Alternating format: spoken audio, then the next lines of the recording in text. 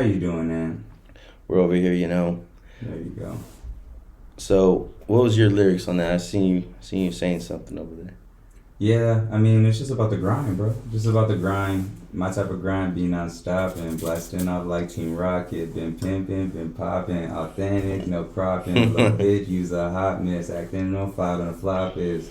No time for that guap shit. I'm about my deposit. Check my balance, bitch. Got with 5 bands casually on my wrist. You know what I mean? Dang. So it was just a flex, as an artist, when you get in those modes, you just get in those modes. It's just fun. It was a really fun song, too. And I had to step up because Havic is so good, bro. People are sleeping. Shout out Havic the Gauwd. He's been rocking with me since day one. And, I owe a lot to him. So I fuck with him. That's fam. So He sounds check good. out that project. He's super solid. You know how there's certain artists that are just seasoned? Yeah. And you can just tell. Yeah. Yeah, he's one of those. So. Smooth. It doesn't seem like he's like rushing or he's not trying to get some crazy bar off. He's just going. We have like 20 songs together, but we have like 3 or 4 songs out together. So there's about to be some more. So hang tight. We recorded that one at my studio. I don't want to like timestamp nothing, but that was recorded a while ago. You know what I mean, a little while ago. But so many things happen. Life, just life and life. Life. Hey man, life ain't easy sometimes. It's the only L you take, right? You gotta keep pushing though. So it's been. When was the last time you were in here? I was in here, I think 2 weeks before the Dodgers won. That's all I had to shout. Yeah. Black History Month. Shout out to Dodgers. You know what I'm saying?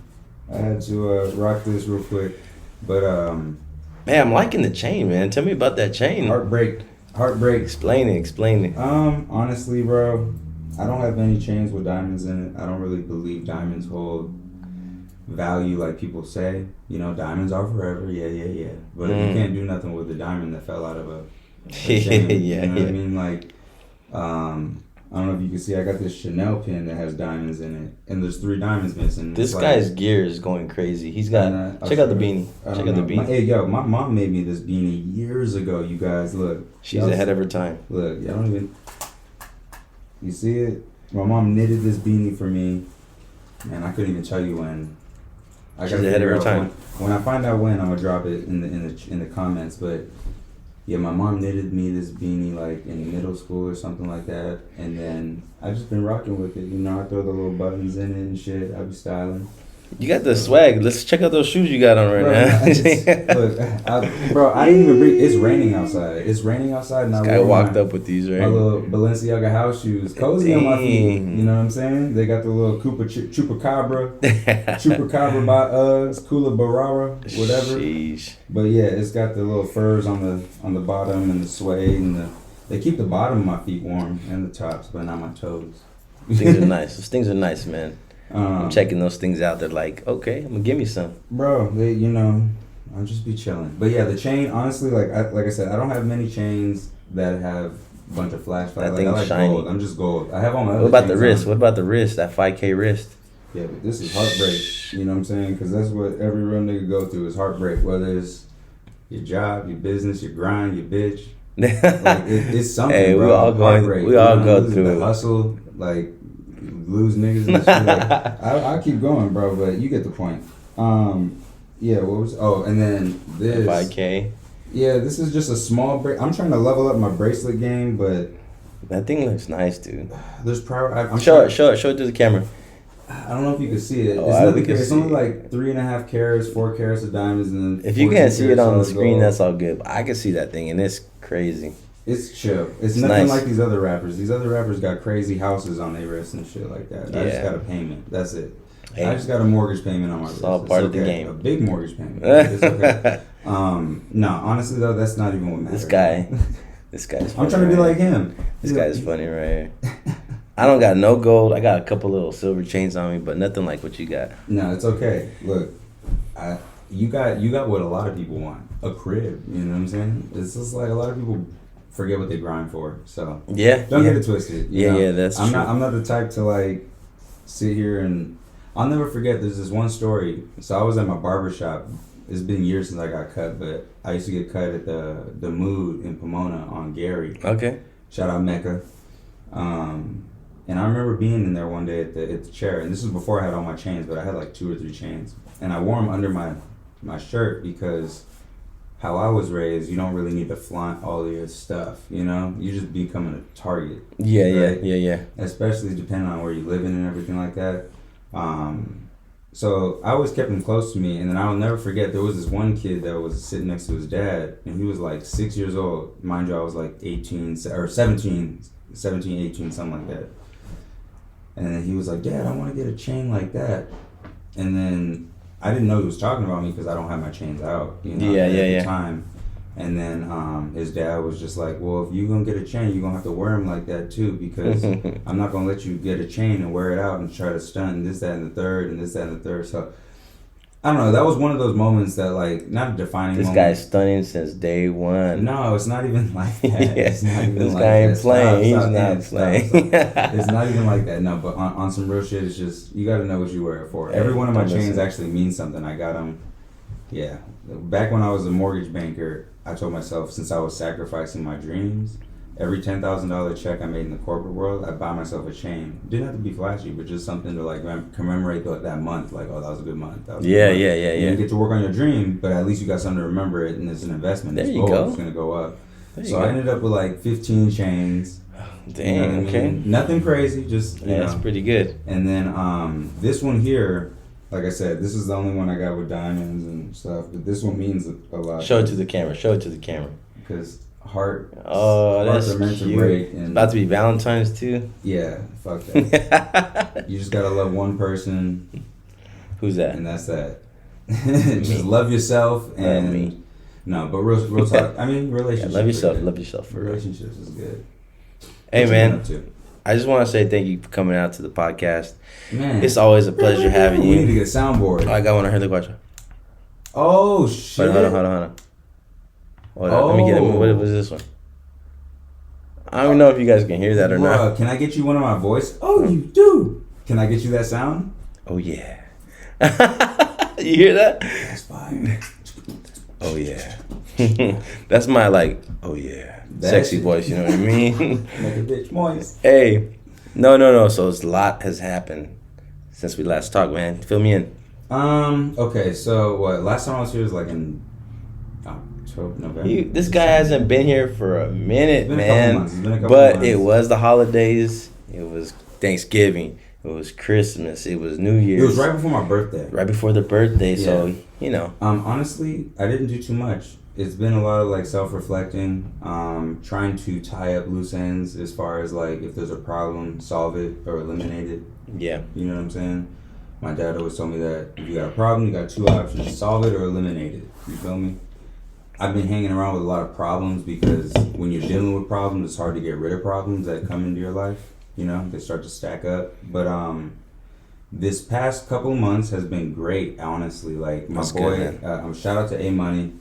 So Culture Syndicate, that's something else. So side note, I think every entrepreneur needs to focus on 7 streams of income. That's just my number. My favorite number 7. I heard that. I forgot where I heard that before, but every millionaire, billionaire, successful financial person has about 7 streams of income. You know what I'm saying? I feel like as an entrepreneur and as a young individual with a, what's the word I'm looking for? A curious mind. The best thing you could do is to lock down your favorite things, right? Yeah. And then the system has you typically forget them. You got to learn what you're supposed to learn. Then you go be a doctor, get a profession, get a career, and then you're 50 years old, go through a midlife crisis. You're like, I wish I did this. Yeah. Okay, so didn't do nothing I wanted to do. Correct. So as an entrepreneur, I firmly believe that it's okay to bounce around with things, but don't bounce around with more than 7 things. If you're bouncing around from cars to modeling to, you know what I'm saying, YouTube creation to rock climbing to that's a lot in different realms. Yeah. You know what I'm saying? So it's best to pick things that line up. And within the past few, I've been creating more and more content, trying to double down on my hobbies because they've always made me money. You know what I mean? So my boy A Money and I, we did a little collectible thing. We on Whatnot. We stream once or twice a week, flipping fucking Pokemon cards, bro. Pokemon cards is going crazy. Pokemon cards, bro. Get at your boy on Whatnot. Don't get me wrong. Look, I'm wild. Look, Whatnot, Culture Syndicate, and Official Family. There you heard know it. What I'm saying? You heard Whatnot, it here. yeah. But yeah, check it out. So like, the Pokemon. I mean, throughout my life, I've always been like ahead of the curve. You know what I mean? Like as far as okay, and it's not even being ahead of the curve. It's just liking what you like. Mm-hmm. Just liking what you like. Some people are just better at things than others. You just honestly, that's all life is about liking what you like to the fullest and standing 10 toes down on the decisions you make. Yeah. And then being understanding and respectable when you realize you're wrong. You know what I mean? Because that helps you learn and grow and stuff like that. So hard work though, man, that goes a long, long way. Yes. The longest way. You got experience points, EXP points. What do you got to get in video games? Exactly. EXP points. You know what I mean? You can't just read the description of the item and then you got to get the EXP points. So yeah. No, you're saying that you've always been a little bit ahead of the curve, and it's like, dude, there's a reason why you're ahead of the curve. You know, there's a reason. You know what I mean? It's like only you can explain that. And look, the best piece of advice I can give you is the moment you start thinking about what you're supposed to be doing, you're already in the wrong place. Mm-hmm. If that makes sense. Yeah. Like you should be moving seamlessly, naturally with your energy. And if you train yourself properly, your mind will think the right things instinctively. Mm-hmm. You see what I'm saying? So don't get me wrong. Some people should not trust their gut. How long you been rapping? How long you been singing? Like professionally, like 3 to 5 years.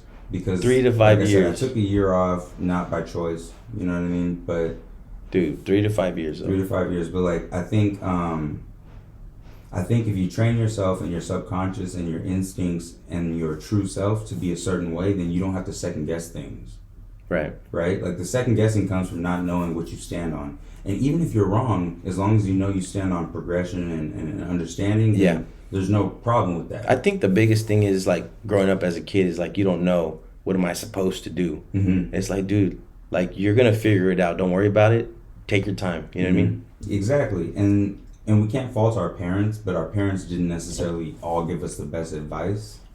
I think with people waking up, the woke people, but it's beyond that. It's it's a spiritual movement. I really truly believe that we're all connected. So with everything that's gone on in the past like 20 years, things have changed. Technology has brought people closer together, mindsets, perspectives, everything has become within arm's reach. And with that is good and bad. We get to look at, okay, maybe I wasn't raised the best in this aspect. Mm-hmm. My parents weren't the best in these dynamics, but yeah, that doesn't mean I got to be like them. See, the big thing, me as a parent, I have 2 kids, mm-hmm. and it's like you try your best to do, maybe what your parents didn't do for you, but man, it's like you always fall short. Because even with my kids, like I feel like I did a pretty decent job. But they like still the same way I felt. Like, my dad sucks. Oh, my mom sucks. And it's like, that's just the way it is. Yeah. And then they get wiser as they get older. And then when they get older, they go, oh, they actually did a pretty good job. Mm-hmm. But if I was to be the mom or the dad, I would do this different. And that's what they implement when they have their kids. You know what I mean? Yeah. It's like, it's just a circle of life. Like, it's never going to be perfect. But that's just us trying to do our best. You know what I mean? That's a fact. That's literally a fact. And it's just like, yeah, I forgot where we were going with this one. But nonetheless, like, when it came to, like, you said, how long was I doing music and everything like that, it's just, this past few months has been a lot of reconnecting with myself, figuring out, okay, the next moves that I want to make obviously got to be thorough. You know what I'm saying? And then another thing is setting myself up for what I think is to come, Being ready. Yeah, like, it sucks because in California, we, living in SoCal, we got the wildfires, like, everything. Wildfires are serious, so man. my main focus right now is to get back to buy another crib and then to build another studio. That's the big thing for you. I know it's that studio. Yeah. It's like the house could be mid as long as the spot is good. Like, last year, without the studio, I recorded, shout out to Proxy, too. Shout out to that's my man, bro. That's my guy. Who is it? Proxy? Yeah, Proxy, he does music. Look at Proxy. Proxy, look him up. Check him up. Proxy, Proxie, Proxy. IE, don't forget it. But that's my guy. He be dropping songs all the time. But nonetheless, I recorded probably 6 to 10 songs at his place the last year, and then I recorded a couple at my brother's spot. But the main thing is just eliminating all the bullshit from your thought process, because as a creator, I don't think you can you can't create seamlessly when you're thinking about X, Y, and Z, and it's tough. You know what I mean? So this past couple months has been good though, because I focused, like I said, my boy A Money. Oh, that's what we're talking about, the whatnot. My boy A Money and we've been really focused on. He want to quit his job. Like, he done working. Okay. You know, he a rocket scientist. He a rocket scientist, do your thing. He too good. He's too nice. You know what I mean? Like, some people just too smart for the people they're around. I think that in a corporate world, you can't. Most people don't want to go above and beyond. You know what I'm saying? Like, most people just do their job. Some people do it really good. Some people do it decent. If you do it too bad, you get booted. You know what I mean? Tooted and booted. He does his job better than necessary. Mm-hmm. You feel me? So it's like, we're trying to figure out, okay, you know, I had the blessing of going to school, getting a business degree in entrepreneurship and management, and he's blessed with the ability of, you know, he knows the value of a dollar. He comes from a entrepreneurial family, you know, business owners, stuff like that. So, and he's a graphic designer, so he has the urban eye. Like, he knows what's good with the culture. So, nonetheless, we've always wanted to do something, so we started something. We basically flipped Pokemon cards. We used to collect shoes together. We've always done something together as far as hustle. You know, we hustled together our whole life. But that's cool. And we've known each other since 3rd grade. Dang, that's a lifelong friendship right there. Bro, 3rd grade. Like, he has solid. He has a tattoo on his chest of you. No. No, for my pops. In memory for my pops. Because, like, we're all family, you know what I mean? Like, he's like my bro. So, but we do whatnot, and it's fun as shit, man. I'm trying to figure out. I need to get on this whatnot thing, bro. Man. I'm trying to incorporate a way to. Asset houses on whatnot or no? You know what? Property management. Why can't you? Why can't I? Honestly, they sell a lot of stuff on whatnot, and if you can show love, I think you could do it. There's nothing that says you can't right now. It's so new. Try it, yeah. I would try that shit. Low key, like, yo, check this property out. I'm about to do a property tour. But see, I don't know how many properties you could show on live, and like, you'd have to drive to, you know what I'm saying? Unless just you do it online, online, and then scroll them and be like, screen record. Bid. Oh, you could do it, bro. You just gotta figure out a way. You can for sure do it. I don't know. And now you got me thinking entrepreneurial mind. Now I'm like, how do we make it happen? But yeah, man, just been flipping shit. Don't kill people for Pokemon cards. It's okay. You know, you seen the Costco shit? Nah, I don't know what's going on with that. People are killing people for Pokemon cards. Not literally, but like, they're like fighting. I heard about the eggs going crazy. Man, you said the egg was, the prices on eggs? The eggs, they had like a whole line at the Costco. People were beating each other up for a dozen of eggs. It's because they're only $7.69. Yeah. Like $15 at the store. It's crazy. It's like, bro, I got some in the back. Did I say that out loud? Erase. Yeah, man, it's just, so this is one of the streams of income, like I was talking about earlier, 7 streams of income. And I think the funnest thing to do is incorporate everything you learn. My dad always told me it's not what you know, it's who you know. And the best things to build are business. Like, if you could build a business with your friends, a lot of people say don't mix personal with business, and I totally am with that. But there's a line that you have to understand. Some of my friends are good, you know, some good people to go into business with. So, you know, in a couple of weeks, I'm actually going to be shooting a project and co-producing a video for Nelson Waters. That sounds real cool. Like, my best friend Will. I don't know what that means. So basically, my whole life, like I said, I talked about it a little bit earlier in that first podcast. You gonna have to pour up another shot. Hey, I talked I'm ready. about this in the first podcast. Oh, this guy's serious. I'm serious. I was playing. That's number 3. Yeah, it's okay. 3's the magic number. Not that we're hitting 7. That's your favorite number. Yes. But yeah, like I was talking about, like stepping up, working with homies, entrepreneurship, this, that, and the third. And my goal as an entrepreneur, even though I was in the corporate world, all I could think about being in school and like fucking being away from my friends, going through a prime time in our life, because I think, you know, your 18s to your 25s is fucking crucial. In what regard? The people you meet and the decisions the people you meet and the relationships you decide to pick. So those decisions is what I was referring to. Like, the decisions you make in terms of who you want to keep in your life. There's so many people in my life between the age of 18 and 25 that I wish I did a better job of maintaining. Yeah. Because I care about them deeply. Like, deeply. You know what I'm saying? Like, to Yeah. the bottom of my bed. To the bottom of my heart. Like, I think about them all the time. But reaching out to them now, even though I'll do that, it doesn't hold this. It's hard to understand what that meant, what they mean to me. You know what I mean? So, Yeah. I think being able to work and build businesses with my best friends has helped me get out of my funk. Mm-hmm. So that's why I was I doubled down into that. Is essentially what I was getting at. That's solid. So, you know, what I've been up to the last couple months is really, you know, put some money into that. Just recalibrating, having fun. Having fun with being productive is the main thing. You know, whenever you're having fun and you're just sitting, ask yourself, are you being productive? And if it's a no, as long as that no is only like 20% of your life opposed to it's 80-20, you know what I'm saying? Yeah. You're all right. Because you can still chill for a little bit, but... Dude, that whole 28-year-old or 25-year-old thing, that's for reals, man. It's like, you can't be wasting your whole 20s just you think you're like party mode, like, oh, I'm in my 20s. It's like, no, dude, that's your building years. And in your 20s, you don't understand the impact of those people in your life. Like, there's so many people in your life that are right there that are going to do something with their life. Mm-hmm. And you are too. But the problem is, in your 20s, you're so focused on yourself that you don't realize part of building your future is like these people, they right here. God doesn't, like, you don't get to pick and choose who you encounter and who God puts in your life. Yeah. You do get to pick and choose who you keep. Yeah. But you have the opportunity. Dude, you don't get to pick and choose who gets put in your life. You know, that's like the craziest thing, because when I was growing up, I mean, I started selling sodas at 7. You know what I mean? But like at 18 to 23 was just focusing on building. I had my own little barbecue company outside of my barbecue job when I was selling barbecue items. It's like, that was on my mid-20s.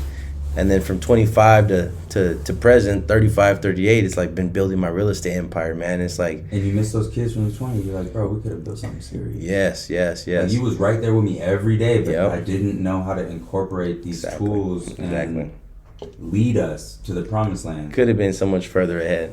And, you know, I think that's what the 30s is. I feel like a lot... You ready? Yeah, we're taking this. Let's do this. Cheers, brother. Cheers. Sheesh. I think that's another thing that I think is very tough for people to grasp, is it's okay to not be okay. Yeah. It's okay to miss people. Yep. I'm the type of person, and I swear to God, people will tell you, like, real friends get in real fights. Real friends have real conversations. Yeah. You know, if you really mean something, then I'm going to tell you what you really mean to me. You know what I'm saying? And it's like, there was a period of time where I really reached out to a lot of people that I miss, you know? And I had to do it for myself. You know what I'm saying? Like, I literally had to do it for myself. Like, I had to let these people know, like, look, you know, I'm sorry I wasn't there. I'm sorry. I'm sure they had no expectations anyways. But the point is, it defines... I like that though, dude, man. I feel like it defines me as a man and as a human because... Hey, I just want to say something real quick. That whole thing you said, like, real friends fight. That's so good, man, because, like, I've had friends in the past where we have a hiccup or we have a little incident happen or we went out and something happened, this happened, and then, like, it's awkward. And then, like, we get distant and then we don't talk anymore. It's like, dang, dude, like, maybe I didn't do a solid by reaching out, but how good of friends were we really? You know, I will say this, I agree with you 100%, but the other 100% of the thing is, if you don't put the effort in, you're just part of the problem. Yeah. It's the same thing, you know. And that's the thing, like, is lead. And I felt like I was also like, well, why didn't I also reach out and say, hey, I'm sorry, or hey, I don't agree with what you said or did, but you know, but it's also on my plate. Yeah. I can't say it's the other person's fault and I'm perfect. Like, no, man, if you really friends, you have a disagreement, talk about it on a Monday. Hey, you know, whatever you did on Friday wasn't cool, man. Thank you. I don't like that. Know? Don't do that again. And a real friend is not going to run from that. Yeah. You know?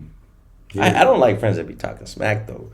They be talking about you, like what you did last weekend to the other friends. No, that's a no to me. You see what Anthony did yesterday. If I hear about what so and so did last week, keep my name out your mouth. Yeah, it's keep my name out your mouth. Like, you know bro, what the heck? I thought we were homies. Right? I could take up free real estate in your head. That's cool. But keep my name out your mouth. Period. Like, for real. Especially if we're friends. And then that's another thing is I've gotten in conversations. Like, I'm the type.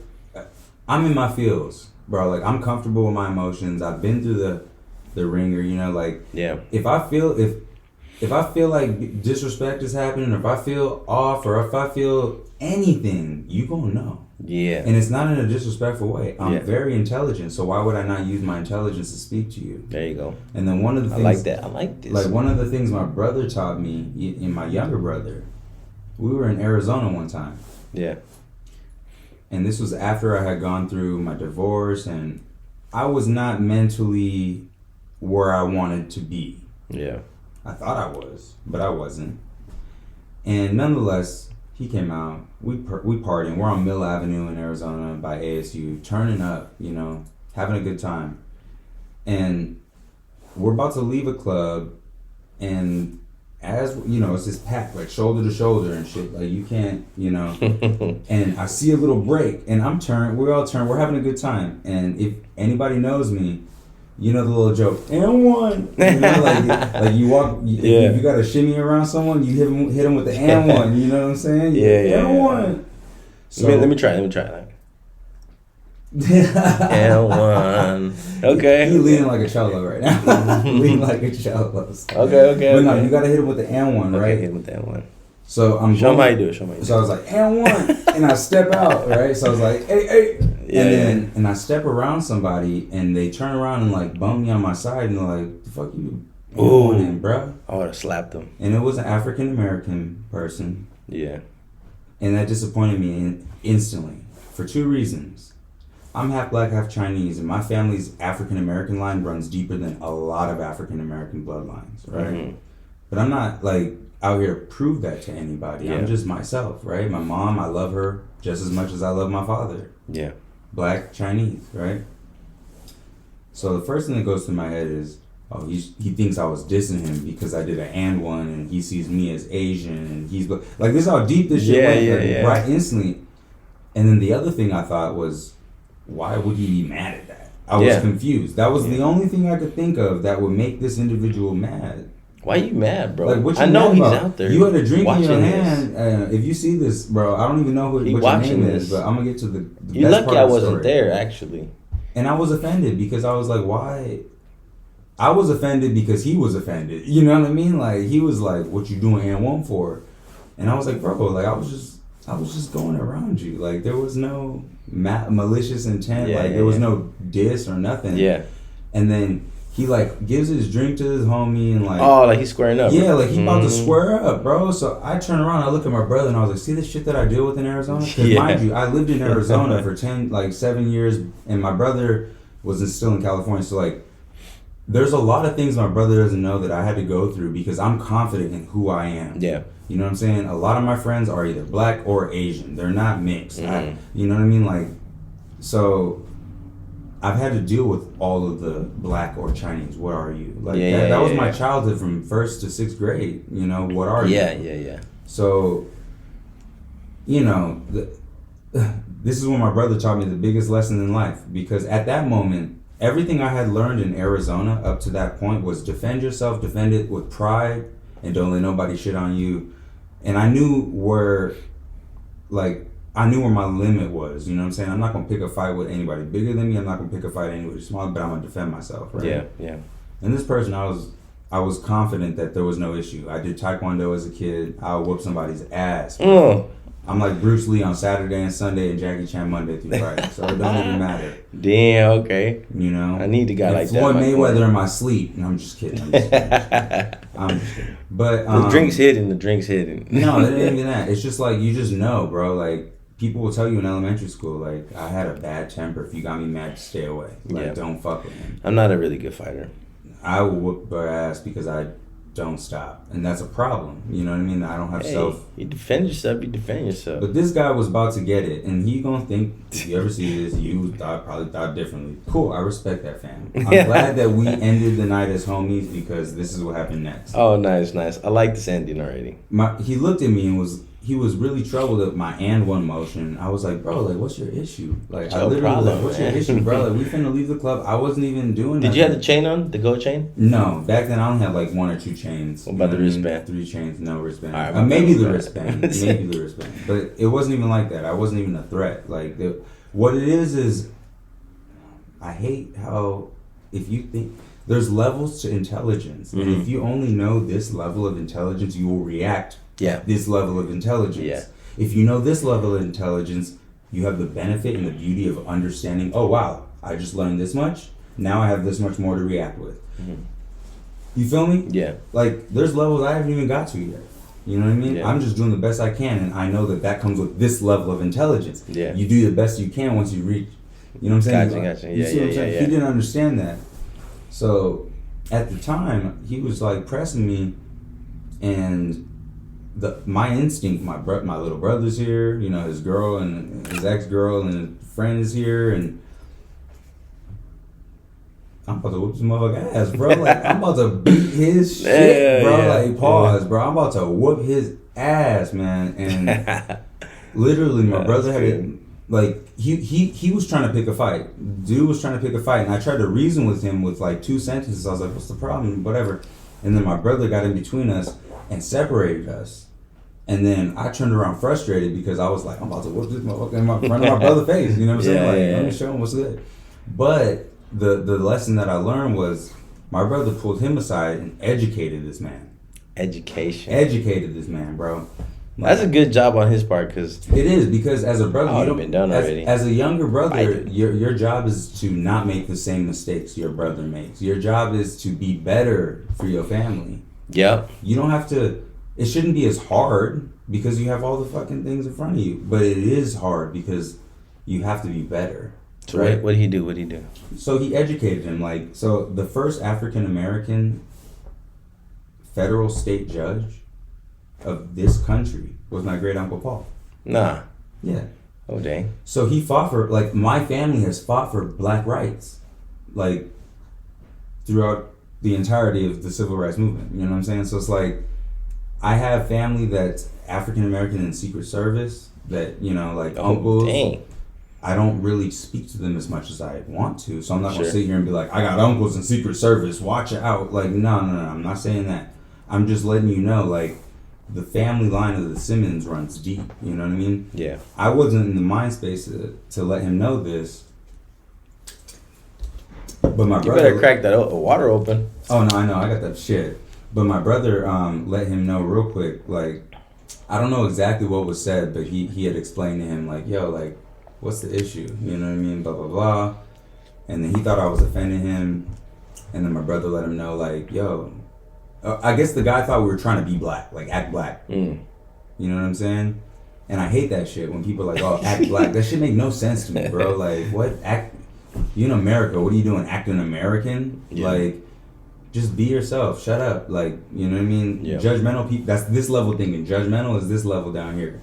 You know what I mean? You get in a lot of fights or no? No, because I was crazy. I had a bad temper. I have a bad temper. So what does that mean? How did you avoid fights? I'll tell you like this. I got in a lot of fights.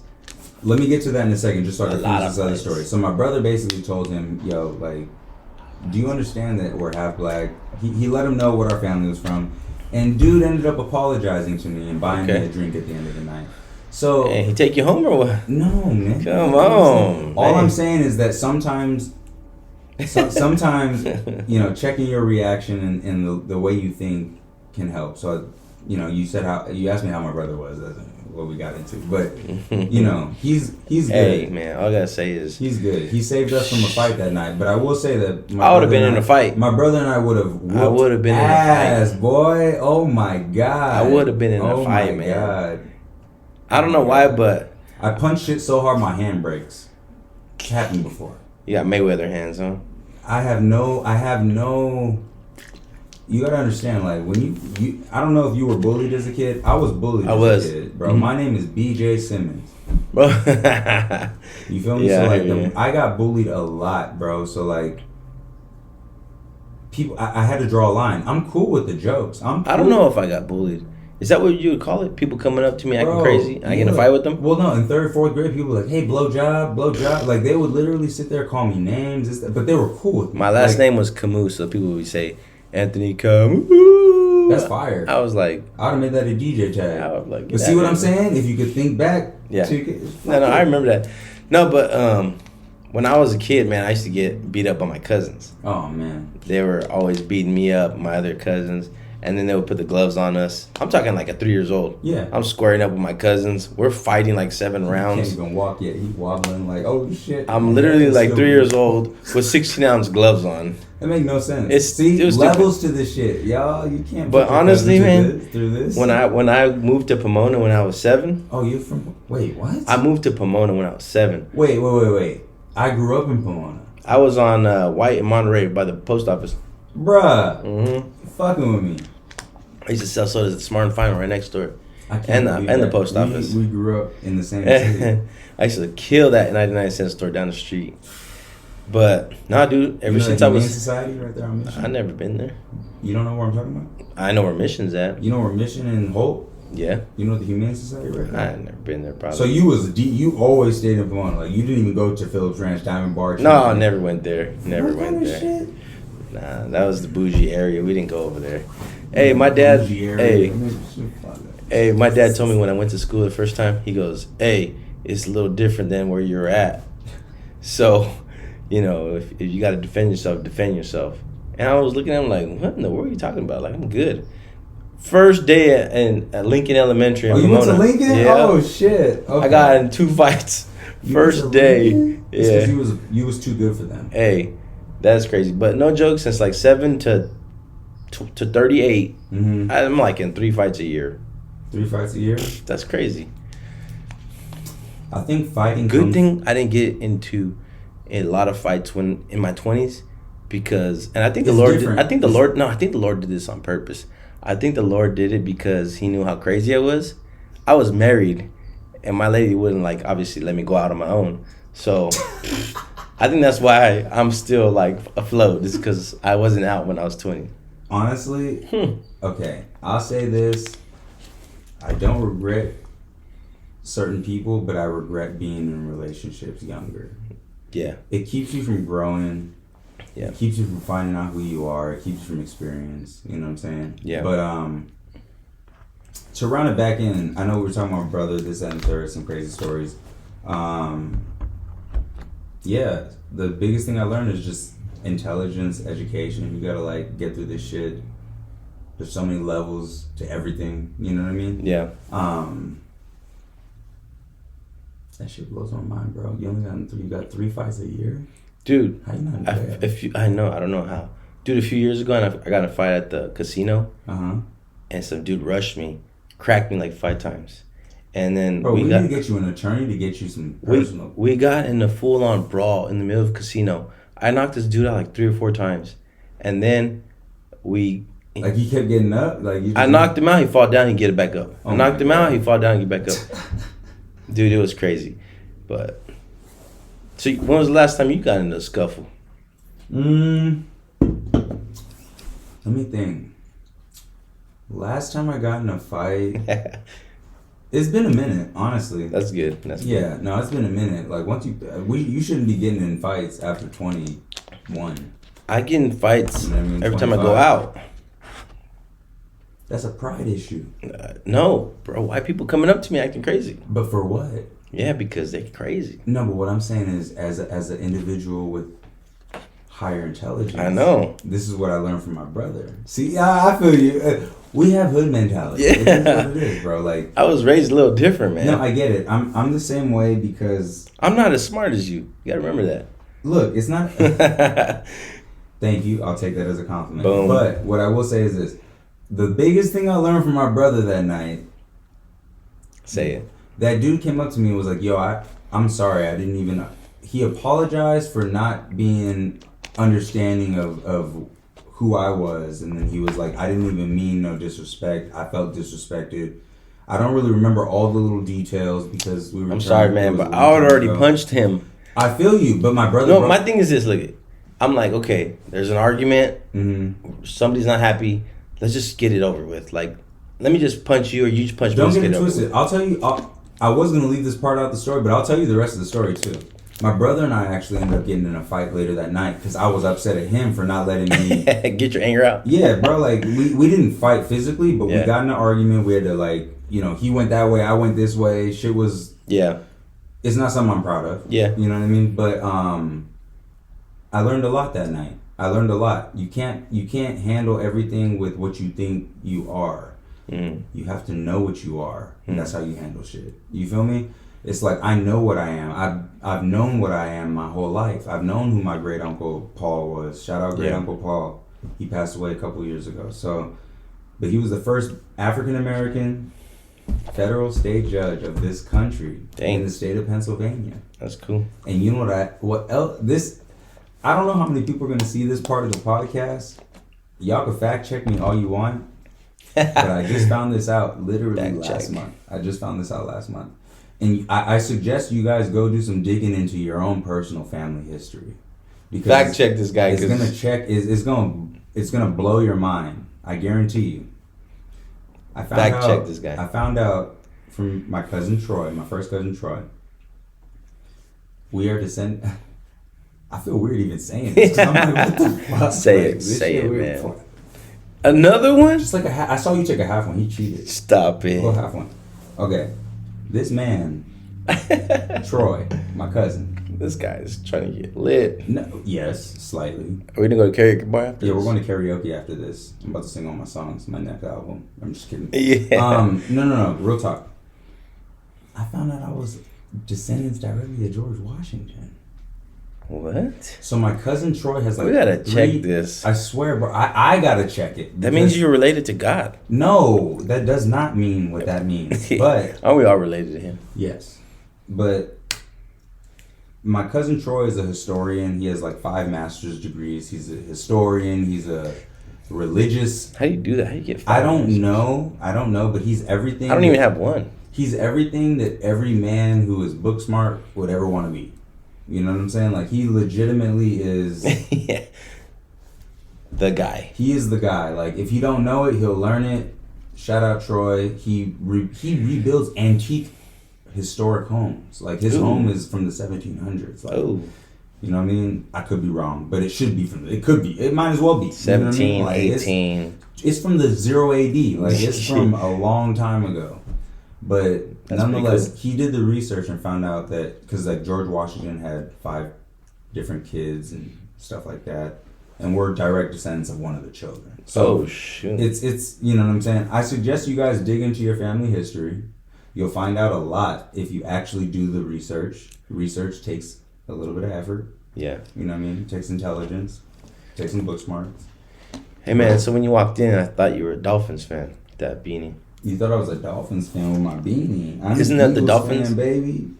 All of a sudden. What? I thought you had a Chiefs jersey on for the game. You're killing me, man. That's crazy. That's crazy. No, I've been an Eagles fan my whole life. Straight up I don't know, I was an Eagles fan in Madden because I like their logo. Their logo was dope. I was a huge fan of Donovan McNabb. All of them back in the day. Did you play Madden a lot? Only the Eagle, the one with Donovan McNabb on the front. Yeah. Like, that was the one I used to play with the Rams a lot, bro. Like, that was my favorite one. And then I loved the Eagles so much I used to play with the Rams. Man, the Rams used to piss me off. Because they were all Madden like 99 across the board. They were solid, but then I hated when they changed their jerseys. But that's another story. Nobody likes that they took over L.A. and Chargers too now. I just think that... And they booted the Raiders. Like, what? I just think that if we're going to add teams, why did we do what we did? Know that we did. Take away saying, like, leave them there, just make a new team. Cheers. You know what I'm saying? I think it's my last one, bro. That's already... Hey, that's my brother. Hey. I'm about to pass out. Fishal got him turned. I can't believe what happened, though. I literally thought that the Chiefs were going to just dominate. play their you know stupid what? crap game and win. I'm gonna be honest. I was worried. I should have put more money on the Eagles, especially being a fan, right? So like that's shame on me. But the reason I didn't was because you can't bet against the refs. Yeah. And I was like, the Chiefs got the refs, but the Eagles played so good, the refs couldn't even. Yeah. The refs couldn't even. Not to say that that's Okay. What do you think about Donald Trump showing up?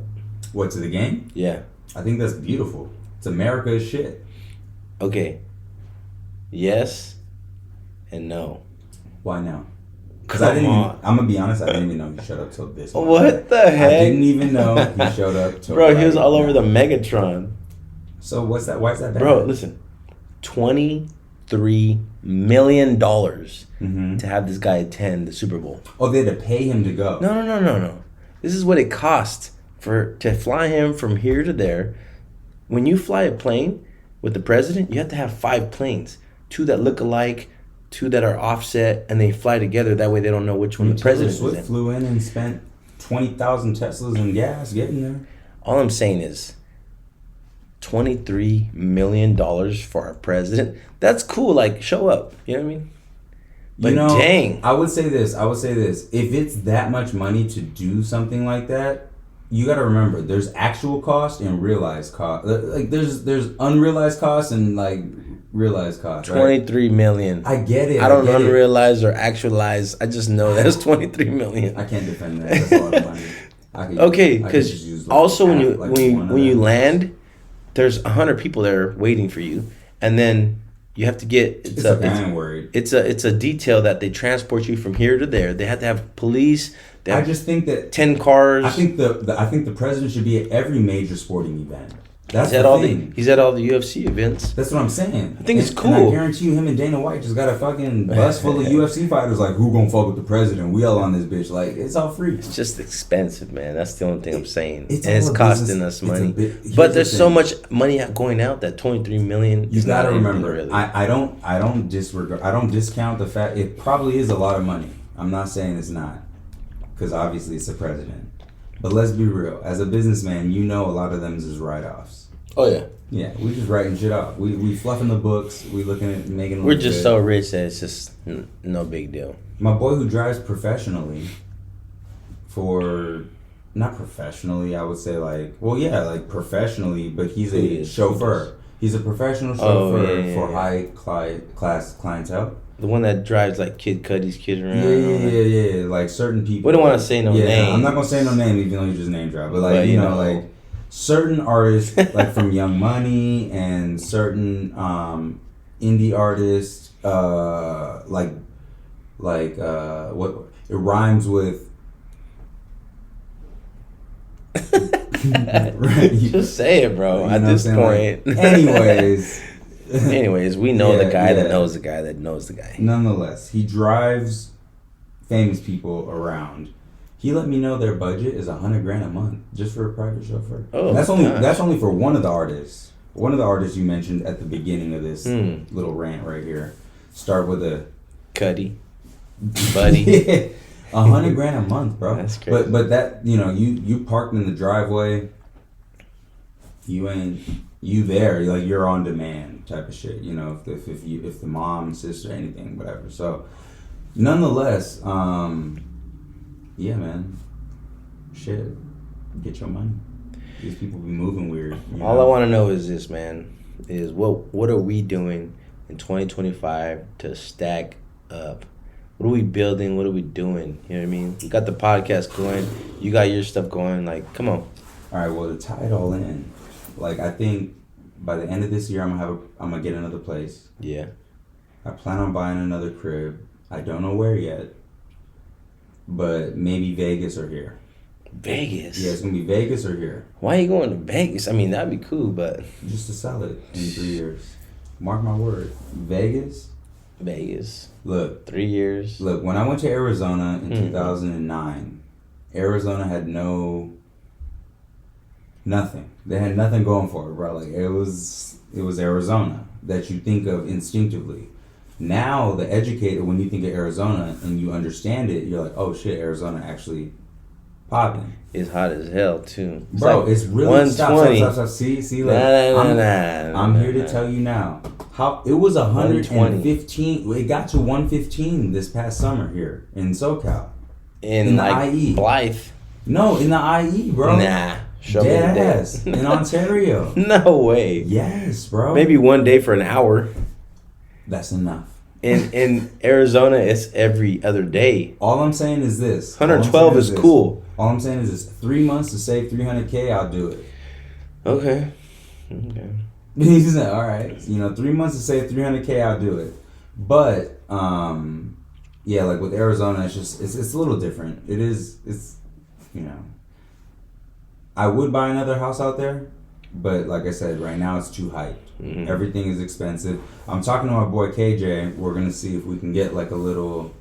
When is it supposed to go down? It's not supposed to go down. In what regards? Interest rates might go down. Interest rates will go down. But what happens if interest rates goes down? So like you was asking me, prices go up. You've been asking me what. When is this next big crash coming? Right, that's what everyone wants to know. The big crash. See, that's a follower's mentality. What comes after? That's a follower's mentality. When you get a crash, what comes before the crash is an economy crash. No, it comes. You ain't gonna be able to afford the house anyways. It comes in overhype and over accessibility to things that people cannot actually maintain. It's easy to get shit. It's hard to maintain it. Yep. You know that. Everybody, all I know is people can get qualified for a crib, get the crib. When you get the crib, now you gotta fucking maintain the crib. It's a lot. Like people, and if you don't understand, keep renting. Keep renting. That's my message to you. You feel me? Like people say, I've lost friends in conversations because they're like, "Oh, you're too busy." It's like, bitch, you rent. Yeah. Bitch, you rent your house. I pay a mortgage and I have shit to build. Yeah. I will text you when I can, yeah. And if I text you when I can and it's not good enough, shut the fuck up. Sorry. Don't tell me I'm not good enough. Like, I was doing you wrong. This that like, that's one. See, real friends have real fights. You sound like you're getting a lot of fights, man. No, there's somebody in particular, like I said, I've gotten into it with homies, and I'm like, there's this one girl that's a rapper, and she's a musician. I love her to death, but I don't know why she flipped the fuck out. And I'm like, you don't understand. You renting. Her name rhymes with Nessa? No, not at all. Not at all. I'm not going to do her like that. I'm not going to do her like that because I would like to rekindle that friendship one day. If possible. You hear that? But the point being is, she took certain things the wrong way. It's like, anyways, let's reel it back. Getting into homes, maintaining a home, you feel me? Like, she don't know what it's like to maintain a home. She was living at her parents' house, like, trying to get up and hustle and grind. It's like, we think about people that live at their mom's house, but ain't nothing wrong with that. But they ain't doing nothing. Ain't nothing wrong with that. Ain't nothing wrong with that. No, but they're not doing nothing. Ain't nothing wrong with that. What are your thoughts on it? You didn't get chose to get born. What are your thoughts on that? You didn't get chose to get born. But you have a choice to be active or not active. You do, but how good are your parents? That's true. That's all, but you can only blame your parents for so long. No. You can blame your parents for a good amount of time. Now, let me take that back. You can't blame your parents forever, but you can understand your parents fucked up. Yeah. But look, my parents were great parents, by the way. But I'm just saying, in reality, like, I see what you're saying. If you had a kid. Yeah. And your son was, let's say, 23. Mm-hmm. All he was doing was going out clubbing every weekend, factory job, forklift driver. He wouldn't live at home. And he just didn't have any aspirations to do anything good. He wouldn't live at home. What do you think about that guy? He wouldn't live at home. Where are you living at? Wherever he can afford. For his lifestyle. That's his choice. Whatever he wants to maintain. Dude, I see people, man, loan applications. I live with me, my husband, and my son. Okay, how old is your son? Because we need to know if, he's 23 years old, 26, 27. Oh, okay. He's an adult son. Okay, great, cool, no problem. Let it go. What's the income? 6 months later, go over to the house, chill with the family, meet the wife, meet the husband for the second time. Hey, congratulations on the house, right? Yeah, I'm going to use your point. Another one? Just a small one. This guy alcoholic. Hey, 2025 alcoholic sins right here. All I'm saying is this. I meet the kid. I'm like, shake his hand. Hey, nice to meet you, brother. What's up with you? Tell me what's up with you. Oh, no. Like, dude, come on, man. You need to get with it. Okay, if you're 20s, in your 20s, you really shouldn't be out partying. You should be working, hustling, grinding. I think the only reason you'd be out partying in your 20s is if you can afford to do it. And right? You can't. I think in your 20s... You can't. All I got to say is this, look at man. Your 20s are your building years. Those are the years that you sacrifice, you do what you got to do to make it happen. I think a little different. I think 20s is a good time to part. It's balance. I think in your 20s, I think you're absolutely right in terms of figuring out your direction. It depends on your goals. Yes.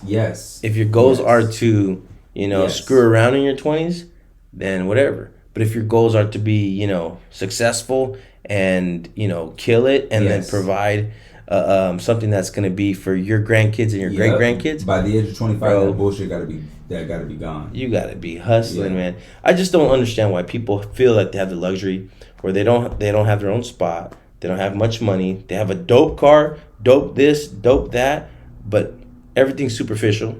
And they have nothing going for themselves. It's like, come on, man, get on the right track.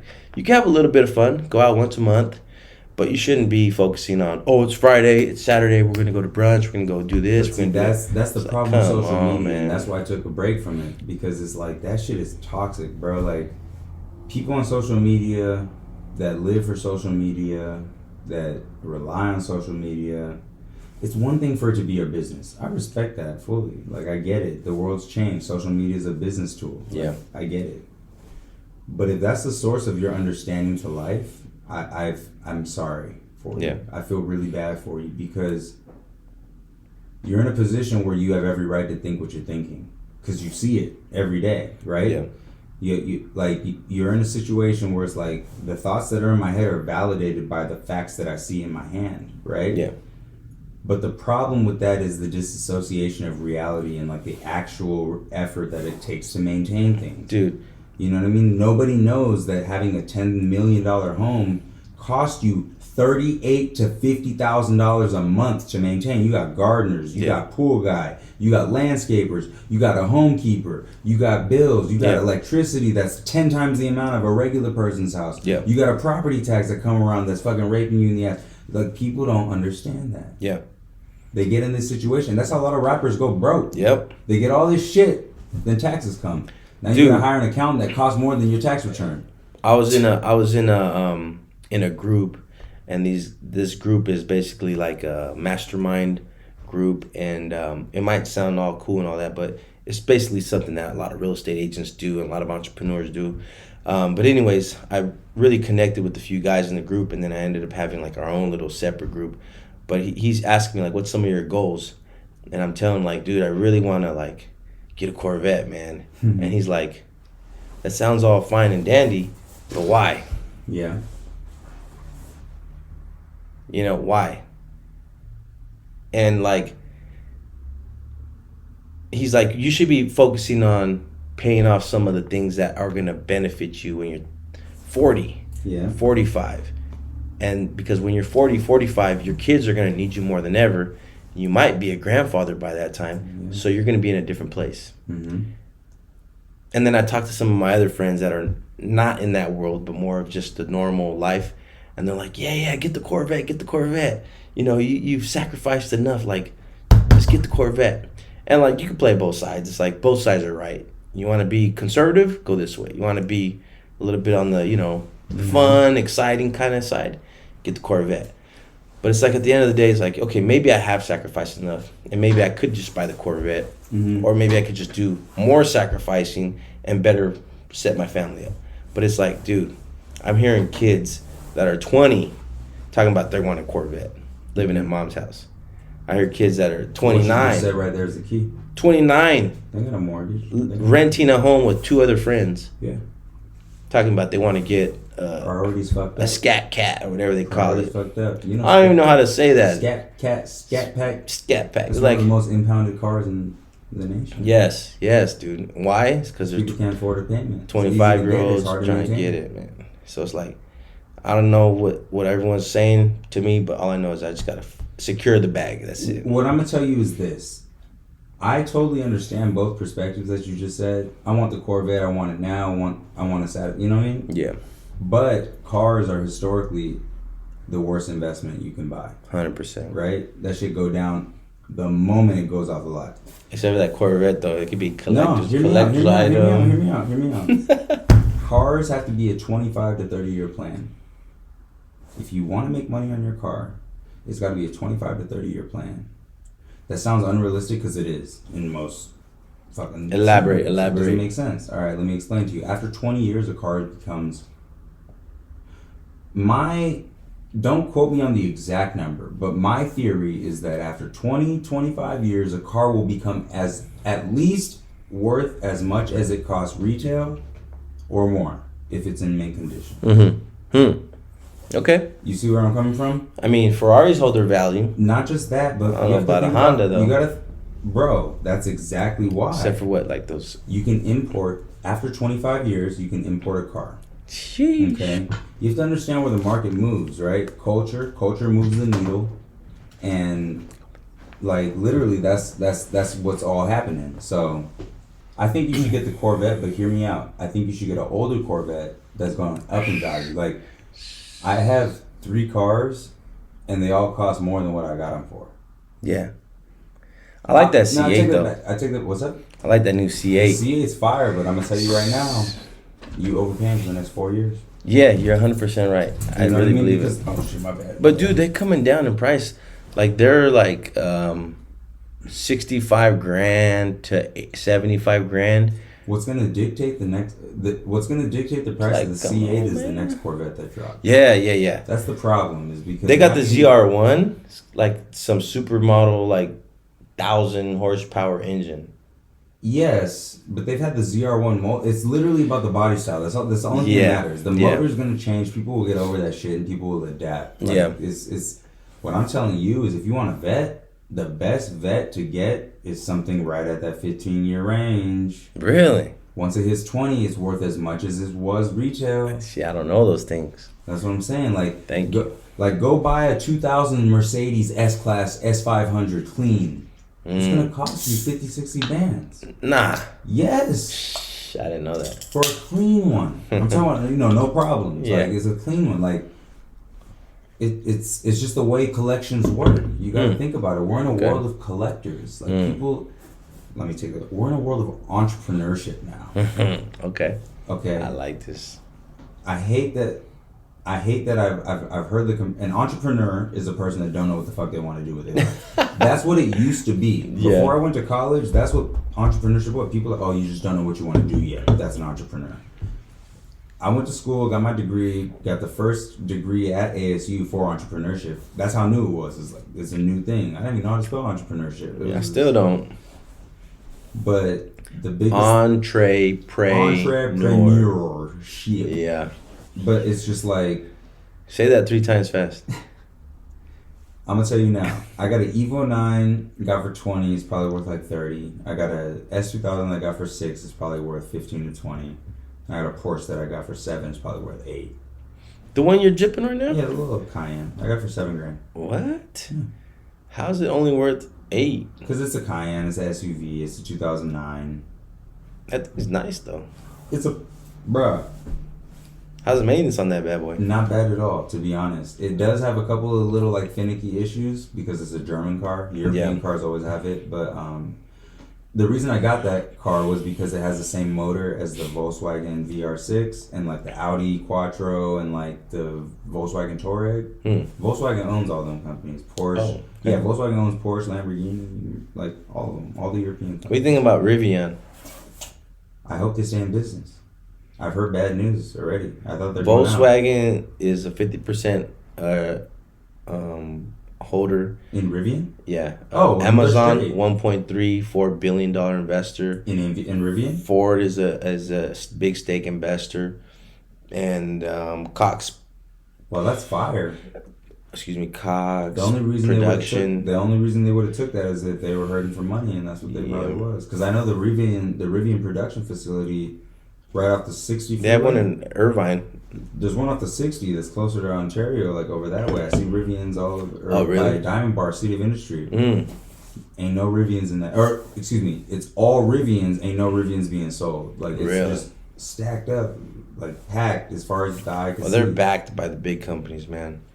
Cox Production, Ford, Amazon, and Volkswagen, biggest investors in that company. I mean, like I said, if they can make a car for 20 to 30, they're in business. But the problem is they all cost so much, and there's no cycle to getting rid of these batteries. Like, Teslas are like iPhones. What do you mean? What do you mean by that? There's no investment benefit to owning one. Like, you buy an iPhone, you know for a fact it's not going to go up in value. Yeah, like in a year and a half you get a new one. Unless you have an iPhone from what year? 20 years ago. Yeah. You see what I'm saying? There's a group of society that loves vintage, and there's a market for that now. Yeah. And I think that, like, back to the Corvette, the new Corvette's sick as fuck. The but C8? I promise you it's made like shit. Yeah, I mean, it's down. We don't know the problems for another 5 years. It just came out. Yeah. So, like, we got to wait another 5-10 years to see the problems. By then, are they still making the same body style? No. Are they still making the same internal? A body style's nice, though. It is, but the thing is, you want something tried and true if you want it to be an investment. If you just want to flex, go buy the newest shit. Do it. I support it. But if you want, man, I rented that vehicle, man. I was cruising down PCH. I was out there in Newport, Carlsbad. I would just rent it whenever you want it. You feel me? I would just rent it whenever you want it. Bro, the rental was like $200 a day. Cheap. A day? Cheap. 100 miles. You know what I mean? You can go cruising for insurance on the car will cost you $700 a month, like seriously $600 a month. Like, and I'm like, if I buy it, I'm gonna put it in the garage. It's gonna be nice and covered. You're not gonna use it. I ain't gonna use it. Yeah. So think about that for a second. And that's why I tell you, hang tight. Wait. It's gonna suck, but wait 15 years. Gosh, damn. Wait 10, 15 years. Cop yourself one for 10 grand, 15 grand. Dang, that's for real. Why not? You know, people keep the miles low. Like, you see in certain cars, people keep the miles low. So it's like, I don't know. You can get a lot of shit for the low, man. And I'm going to tell you now, American culture is going to boom when it comes to the car scene. Because that's the one last car scene that I think hasn't really got love like that. Like, lowrider culture, poppin'. Street tuner culture, poppin'. American car culture is mixed with douchebag culture right now. Mustangs and fucking Hellcats and shit. Like, y'all ain't got no culture. Like, y'all driving around being ridiculous. Like, Beamer drivers, just takeovers and all that bullshit. Like, there's no culture. Yeah. You know what I'm saying? Yeah. So I do think American classic culture will become a thing because I'm going to tell you what's going on. JDM tuners are tired of Asian cars being $50 million. Like, we're fucking tired of it. I'm about to buy me an old ass car. You hear this? I'm about to fucking mod that shit. This guy ain't playing games. Roll around in the caddy, you know, like. I want to give me an electric bike then. A Soren? Or what is that shit called? A Sauron? Yes, Sauron. Sauron. Yeah, you know, locked in. Yeah, but I mean, honestly, like with cars, I'd get the Mustang, I get the Corvette if it made financial sense, but I'd also take a look, because you have to remember, you could find yourself an older used Corvette, and then like... I like that body style on that new one? You like supercars, that's why. Yeah. See? And you know, I can't afford a Ferrari, so I just... You can afford an old Ferrari. Yeah, going up in value, close to a new Corvette that's going down in value. Yeah, that's true. Shout out to, what is it, Vin, what's his name? He got the 360. I don't know. What's your name? I think his name's Vin, but... Shit, man. Yeah, that's another thing. Like, I'm probably gonna try to sell the Porsche and then just whip the S2000 and Evo. There you go. You know what I mean? I only got 2 legs. I got 3 cars. Can't do it. Yeah. Can't do it. Hey, so what do you think about Donald Trump in office? I think we're in for a fun 4 years. That boy is, man. He's been cleaning the house, man, trying to get rid of all the Mexicans. You know, I think it sucks because social media is low-hanging fruit. Yeah. You know what I'm saying? I look at all the stories that you see on social media or in the news or even just anywhere in the media. There's different levels to this shit. Like, you understand? Poor people fund rich people. Poor people make rich people rich. Right. What are the best ways to access poor people? What do all poor people do? Pay attention to what other people are doing. Yeah.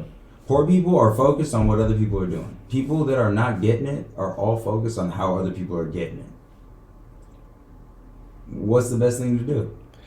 Manipulate them. So Yeah. it's like, let me just put this in your face and keep you poor. Yeah. Let me keep you thinking about the wrong things. Let me keep you down there, like mentally and intelligence-wise. Yeah. Let me keep your stresses at an all-time high, so you don't even understand that there's more to this. You know? I think that there is so much more to this. It's like we don't know the numbers of, you know, how much negativity comes from, you know, the Mexican borders, even other borders. But, you know, the purpose of Trump with this whole, you know, getting rid of all the Mexican things is we don't understand it all in its entirety, but there's some stuff in the background that they know. Of course. And it's on a high level. Their big thing that they're pushing is the fentanyl and, you know, the trafficking of kids and, you know, sex trafficking and all these things that we don't see it. We only see what we see on the news. So exactly. We see, you know, or what you experience. Like yeah. if you actually experiencing things on a day-to-day basis, that's why it's important for you to talk about it, because it could change people's perspective, you know? Yeah. Half these white people that are hating Mexicans got Mexican gardeners. Like, what do you... Yeah. Like, what do you... I just feel like... I've never seen a white gardener. I've never seen it. I just feel like it's, you know? You know, there's a legal way to get into this country. Yeah. It's not, like, impossible. So it's like... So what are the low-level people thinking that don't know how to get here legally saying, Donald Trump doesn't want us here? Like, I don't know all the politics. I'm not going to get into politics because I don't know them. But what I can tell you is you can get in this country. You can get legally. in, yeah. You I know. get into any country legally. Dude, my cousin just got married with this chick, and boom, her and her son are now citizens. That's a year saying. later. Like, there's... Bro, my ex-wife used me for a green card. Like, there's... And I'm not saying that's good or... I didn't want that. She fucked me up. But the point being is...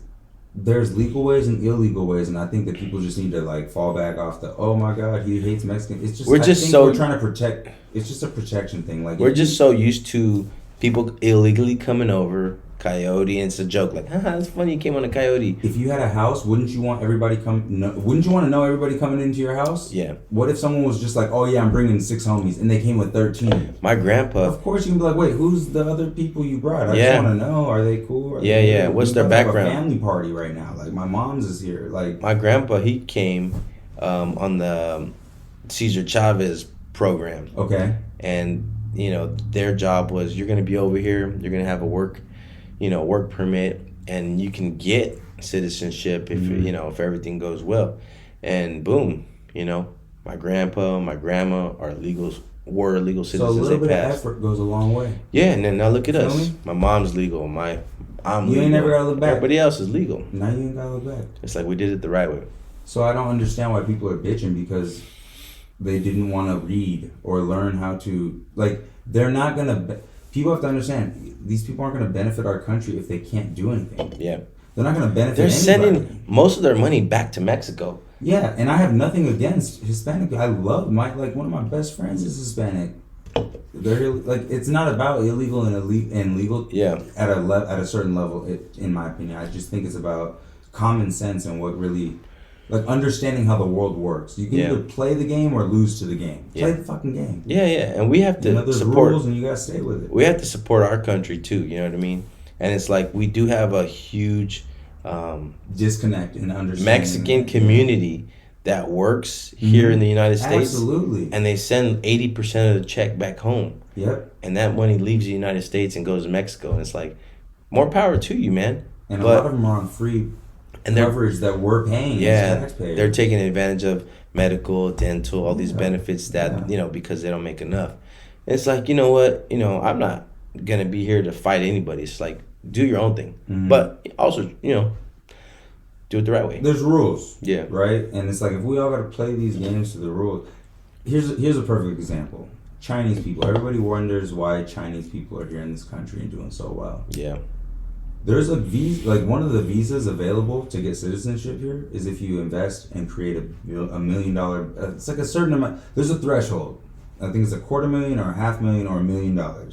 If you come here with that liquid amount and start a business, you get citizenship. Mm-hmm. Asians just grind out there, get their money, come out here, do it their way. Mm-hmm. That's why they all have fucking businesses. Yeah. Big ones. Yeah. Import, export. Yep. $1 million, multi-billion-dollar industries, international businesses. And it's like they took the time to get educated and learn how to do it right. Yeah. And that's no shade to any minority or anybody not in this country. It's just, we have to be better. You know what I mean? Like, we can't keep, like, slacking off and be like, let's get this. Those are my people, too. You know what I mean? I'm Mexican. They're my like, people, man. That's literally, they're my people. Like, I love Hispanics. I'm with an Hispanic girl. Like, they're my people, you know? Yeah. You know, so. No, definitely. Like I said, those are my people. Like, we're blood. And it's like... And there is a level of respect that we need to work with them, because we right here, like, I know a lot of them were here before us in terms of Native Americans, and there's a big gap in education that we need to fill. Yeah. You know what I'm saying? Because not knowing your own self-worth goes back to what we were talking about earlier. If you don't know your self-values, like, you don't know how to move and stuff. So I think that Hispanics need to know their value. Like, they came from a deep bloodline of fucking people who mattered. You know what I'm saying? Yeah, 100%. And they need to find out who those people were so they can educate us. Yeah. It's, you know what I mean? Like, 100%. It's a two-way street. It's all about education and getting and understanding the perspective. I think if they just realize that, hey, it's just a temporary thing, just go through the process and get back over here. Like, we'll accept you. It's like, yeah, it sucks right now, but, you know, there's always that tough part in history where it's like, this really sucks, but after one generation, maybe a generation and a half, it becomes a new norm, and it's like, boom, we're all on the same page, we're doing things the right way. It's like, come on. And that's the thing, is social consciousness is making it aware to the entire generation so that they can change their history. Because as individuals, the only power, we have the power of voice, we have the power of action. You know what I mean? These are very powerful things. Power of decision, power of judgment. If you don't use them for the right reasons and they're not fueled by the right energy, you're going to take you and people around you down the wrong path. And that's a compounding effect. You know, you've heard of families who the kid takes after the parent. It's just a fucking generational, you know what I'm saying? Yeah. So I think, like, that's the biggest thing, is just education. We need to, as Americans, we need to understand what Mexico has brought to the table for the North American land. And vice versa, you know what I mean? It's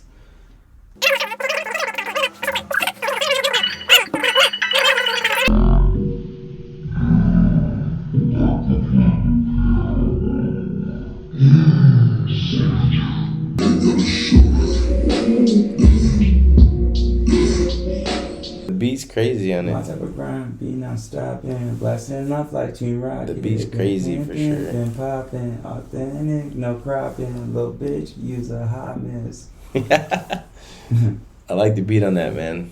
I might have to add that to my top 10. Yes, please add that shit to the playlist. The one thing I wanted to ask you too.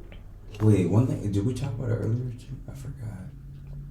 I remember I brought up my homie that drove, but I was gonna tell you about the fires. Oh, dude, I don't even know. I feel like that's like kind of set up, kind of not set up. I feel like kind of screwed up. I feel like it was set up. Dude, there's so much to it. It's like the damn halftime show, man. No, but for real, it's like, I think, why are they canceling their insurance about 2 weeks before the fires? you know, I think it's deeper than that. Like, the insurance is just the tip. But my insurance almost was threatened also, and I'm not even nowhere tried to near. cancel it? I'm not even nowhere near that place. No, but see, that's the thing is. No, they canceled some of my clients' let insurance. me break this down for you. So, like, Break it down. let me break it down. So, like, I have my insurance license as well, my property and casualty insurance license. I used to work with State Farm. My mom has a State Farm. So, Dang. Okay. it's not like that. It's just, insurance is struggling right now, heavily. But Seriously, the point that I'm trying to make is this. I want you to imagine this. I'm gonna paint the picture for you. Imagine you're a business owner. Yeah. Okay. And you provide insurance to your friends. Yep. Okay. Your friends each have $100,000 in assets. Like, they got cars, chains, whatever. Okay. You're like, yo, Aunt, just give me $100 a month, right? Yep. Just for as long as for 6 months, then we'll reassess. You know, maybe next year is $110 a month. Sure. Right. But the point is, we're gonna, based on your profile, $100 a month. Give us $100 a month, and we will cover all $100,000 of your assets. Right. Yeah. In case of loss, emergency, disaster, whatever. Yeah. A year goes by. You paid $100 how many times? 12 times. What's that? $1,200. Not shit. Not right? compared to 100 Not grand. okay. Say 5 years goes by. Yeah. What's 1,200 times 5? 60K. No, 6K. No, 1,200? 1,200 times 5 is 6K. My bad. Still not compared to anything. Yeah. 200,000. Say 10 years go by. Yeah, $60K. Okay. Say the market hurts and people are starting to hurt for money now. Say parents are losing their jobs and understand their kids cost a lot more than they did 20 years ago. Yeah. And they don't want to work. Now we need money, right? Yeah. I want you to understand this real quick. This is exactly what's happening too. On average, you can file against your policy 2 or 3 times before you start getting red flags. So like if you file against your policy 2 or 3 times, the next insurance company you go to is going to be like, what the f is going on with you? Like, why are you filing so many claims? Yeah. What's going on? People realized this about 4 years ago. Most people ain't filed shit. Yeah. Okay. You seen those commercials on TV? I never filed nothing. Have you been injured in an accident or this, that, and the third? Yeah. Call 1-800-LAWYERS, whatever. Yeah. People have been milking the insurance companies for the past 10 years. Okay? So the combination of the milking, and what I mean by milking is how many of y'all got in an accident and fixed more than what the cost of the problem was? Yeah. Say you get in an accident and the shop is like, it's 10 grand. Do you use that 10 grand to really fix your car? Or do you use that 10 grand on something else? Right. Okay. Do you try to get 12? Are you trying to get 15? That's the problem. We all feel obligated to this extra money that doesn't exist, right? Because we've been paying on shit that we don't get, right? Like the $1,200 a year for the $100,000 policy to the homies, right? But then your homie comes and like, I lost all my shit, bro. I lost all of it. All 100 grand. Yeah. And you're like, it's all good. Here's $100,000. You know how long you gotta work to make that shit back up? Yeah. You only make $1,500 a month or a year. Excuse me. At 100, you see where I'm coming from? Yeah. And that's insurance. And now what we're dealing with is people are so freaking selfish and closed-minded. They're like, oh shit, why is my insurance going up? Well, it's because your damn neighbor claimed 40 grand on his $20,000 car. Right. It's because your damn neighbor fucking flooded their upstairs apartment while they were out of town, and now their house cost 300 grand to fix, and they've only been in the policy for a year. Yeah. You see? That's deep. So understand that, and I'm only speaking because my family, being in insurance, we suffer. Like, my mom not making shit right now. Like, it's, you know what I mean? Like, that's why I sell the house. Yeah. To help my mom's out. Yeah. You know what I mean? Because it's a tough time for insurance. So I'm gonna say this to set the record straight.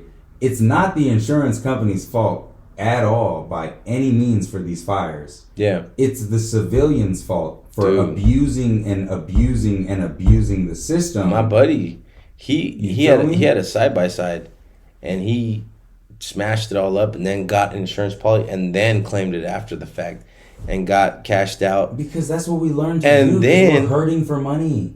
And then so he got cashed out for that thing, right? He got paid like $15K and he only owed like $3 grand on the thing. And then he bought it back from the company for like $3 grand.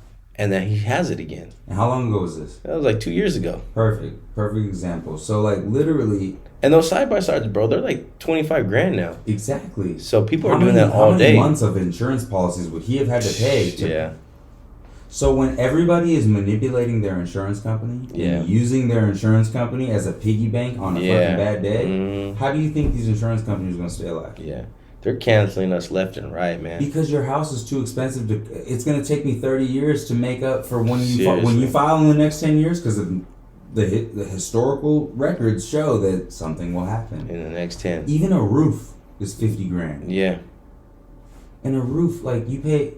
People complain about their policies. $6,000 a month, a year, whatever. Like, it's like your roof is going to cost a lot when you file. Yeah. So, but the problem is, it's a cultural and a society. It's a consciousness thing. I feel like we're getting smarter and we're learning ways to manipulate and we're taking advantage. But the only reason we have to manipulate and take advantage is because things aren't good enough. Yeah. That's the problem. So we got to balance that out so that people can go back to the good faith. Like, you know, doing deals on a handshake, doing deals on... Oh, those days are gone. They are. Not. Hey, what's up with the Palisades, man? So check this out. This is back to what I was saying. Like, my boy that drives professionally for famous people was letting me know a day and a half or 2 days before the fires, all those roads were already shut down Before the fires. before the fires. No way. Like, Before what's the up fires. with So, that? I'm not trying to. So, like, 2 days before the fires. Hold on. Just give me here. Look, I'm The gonna tell. alcoholic needs another drink. Stop. Why are you labeling me? See this? See this? See this? That's the labeling. That's the labeling. Just a small one. You know what I'm saying? I don't know how to pour small ones. He said, I'm just lucky I don't pour it on the table. That's good. Oh, yeah? Yeah, you gotta pour yourself one now too. I told you I was done. So we still gotta go to karaoke after this? Yeah. He not about it, bro. He not about it. I want to know what song you're going to sing. I'll sing every song. Making my way downtown, walking. Wait up. All right. Do you like Taylor Swift? We'll get into that in a second. Taylor Swift, next topic. But real quick, not trying to start a conspiracy. Yeah, he is. My boy who drives used to drive, Topanga and he drives PCH. Topanga, PCH, Mulholland, all those fucking hills. He drives them regularly at awkward hours of the day, and I'm talking like 9 p.m. till 4 a.m. type of shit. Because he drives high-profile clients to and from the airport, to the hotels, to the studios, etc. To the clubs, whatever. A day to 2 days before, he said that Topanga Canyon, Mulholland, all the canyon roads were closed unless you were a homeowner that had an ID that could prove that's that crazy. You lived there. You weren't allowed. There was fire trucks and fire policemen, everything shut down the road. That's crazy. Prior to the fire starting. This is like, and my boy told me about this. He was like, crap. "Yo, what the fuck is going on? Like, now I got to drive all the way around to get to where I need to be and drop off, this person from this music label. You know what I'm saying? Sound like Cuddy. Or buddy. Young Money, you know what I'm saying? Jeezy, people like that, Jeezy. like whatever. I'm not gonna be specifics, but these are the people that I'm talking about. Yeah.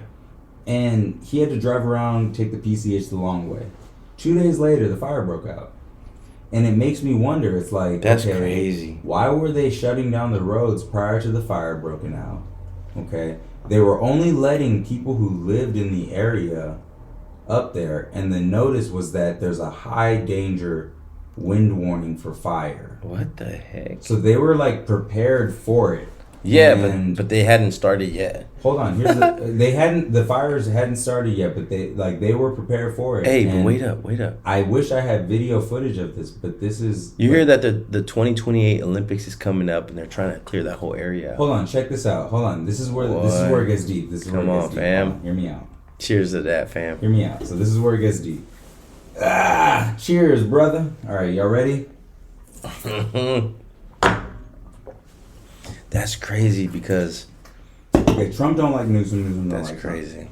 So clearly, like there's a political issue in the landscape of California.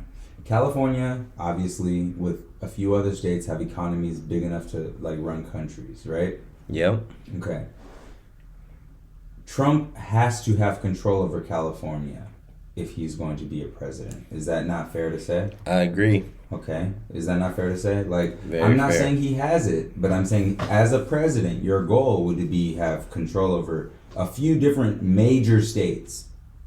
New York, California. Like, Yep. you need to do what it takes to get these people. Clearly, Trump and the governor don't like each other. It instantly was a political thing to me. Instantly. Yeah. Instantly. Because once my boy hit me up, we talk every day. Like, I have a few friends that I talk to. I try to keep in contact. Like Not I said, me. you Don't learn call from your 20s. He don't call me that often. Yeah, I be hitting him up. He be busy. He be busy because he be making money. But like I said, you learn from your 20s. You got to hit up people. You know what I'm saying? Stay sane. So he hits me up later, like early in the morning, like 7 in the morning. I'm up for trading because I do stock trading in the morning. Okay. So I do stock trading in the morning, y'all. That's Make one sure of you his 7. invest. And That's if one of you his don't invest 7 in stocks, incomes. invest in yourself. Okay? Yeah. So I wake up at 6 in the morning. I smoke my weed, hit my bowls. Invest my investments. And then I go invest my money with my brother Omar. Slowmar. Fishal. Okay. Yeah. So he calls me, my other boy calls me like at 8 or 9, and he was like, yo, I just got off work, blah, blah, blah, this, that, and the third, right? And I'm like, shit, must have been a long-ass night. And he's like, yeah, like, all this shit was shut down. And then he starts explaining to me, I didn't think nothing of it because the fires haven't happened Right, yet. right. Like, the fires have not happened yet. Dude, that's crazy. Okay, so like, I smoke my weed, I see the fire. But nonetheless, so like, the rest of the day goes by. He's been up all night, so he goes home, takes a nap. You know what I'm saying? Yeah. And regroups.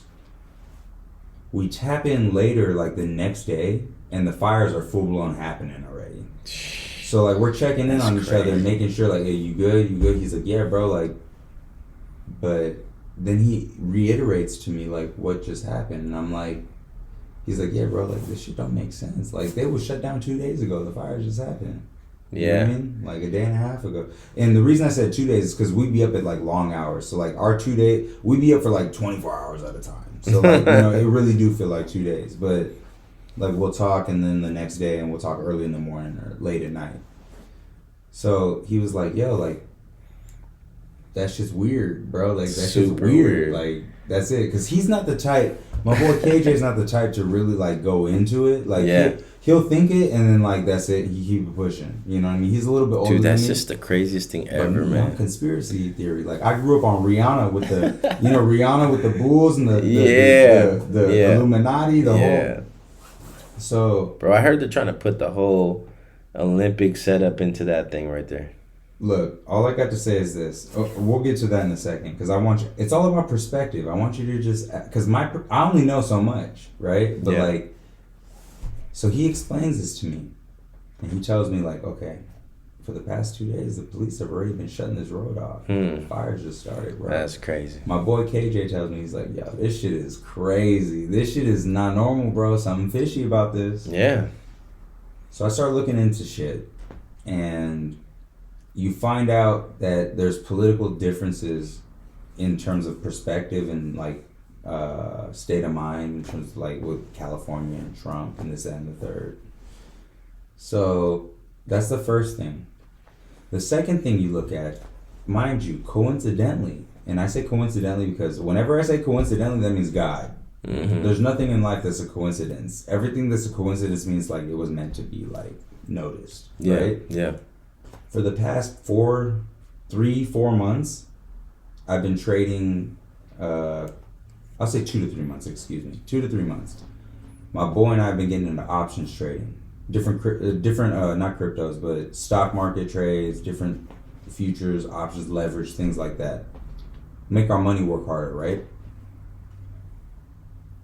From the month of November to December into January, I saw a lot of money come out of the stock market and not enter back in it. What I mean by that is I'm into crypto. I've been into crypto for a long time, and shout out crypto banter. But one of the things I learned about crypto is that when with crypto and the current temperature of it being gray area, right? Like crypto's not necessarily fully accepted by the world. Right. It's in that gray area.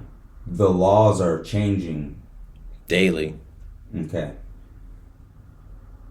What I realized was, okay, if things are moving like this and it's deeper, like I don't know how to explain it. It was just a gut instinct, and I feel like you can't ignore like your money's guts. coming out, but it ain't coming back in. You can't ignore your gut instinct. Yeah. So my boy and I, we're sitting here every morning, 6:30 when the market opens. We're trading stocks, practice trading, real money, fake money, the whole nine, so that we could learn how this shit works. Because I was explaining to him, we're in a really weird time, bro. We're talking about stocks that are turning into cryptos. Yeah. Like literally, NASDAQ stocks converting into crypto payment styles. That's crazy. It's going to be a hectic time. Yeah. You know what I mean?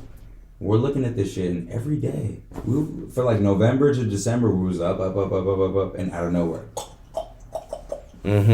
So I went over to my crypto. Like, he's not too much into crypto, but I am into crypto. Yeah. So I'm looking into the crypto shit, and I'm like, where the fuck's the money going? Yeah. It ain't going nowhere.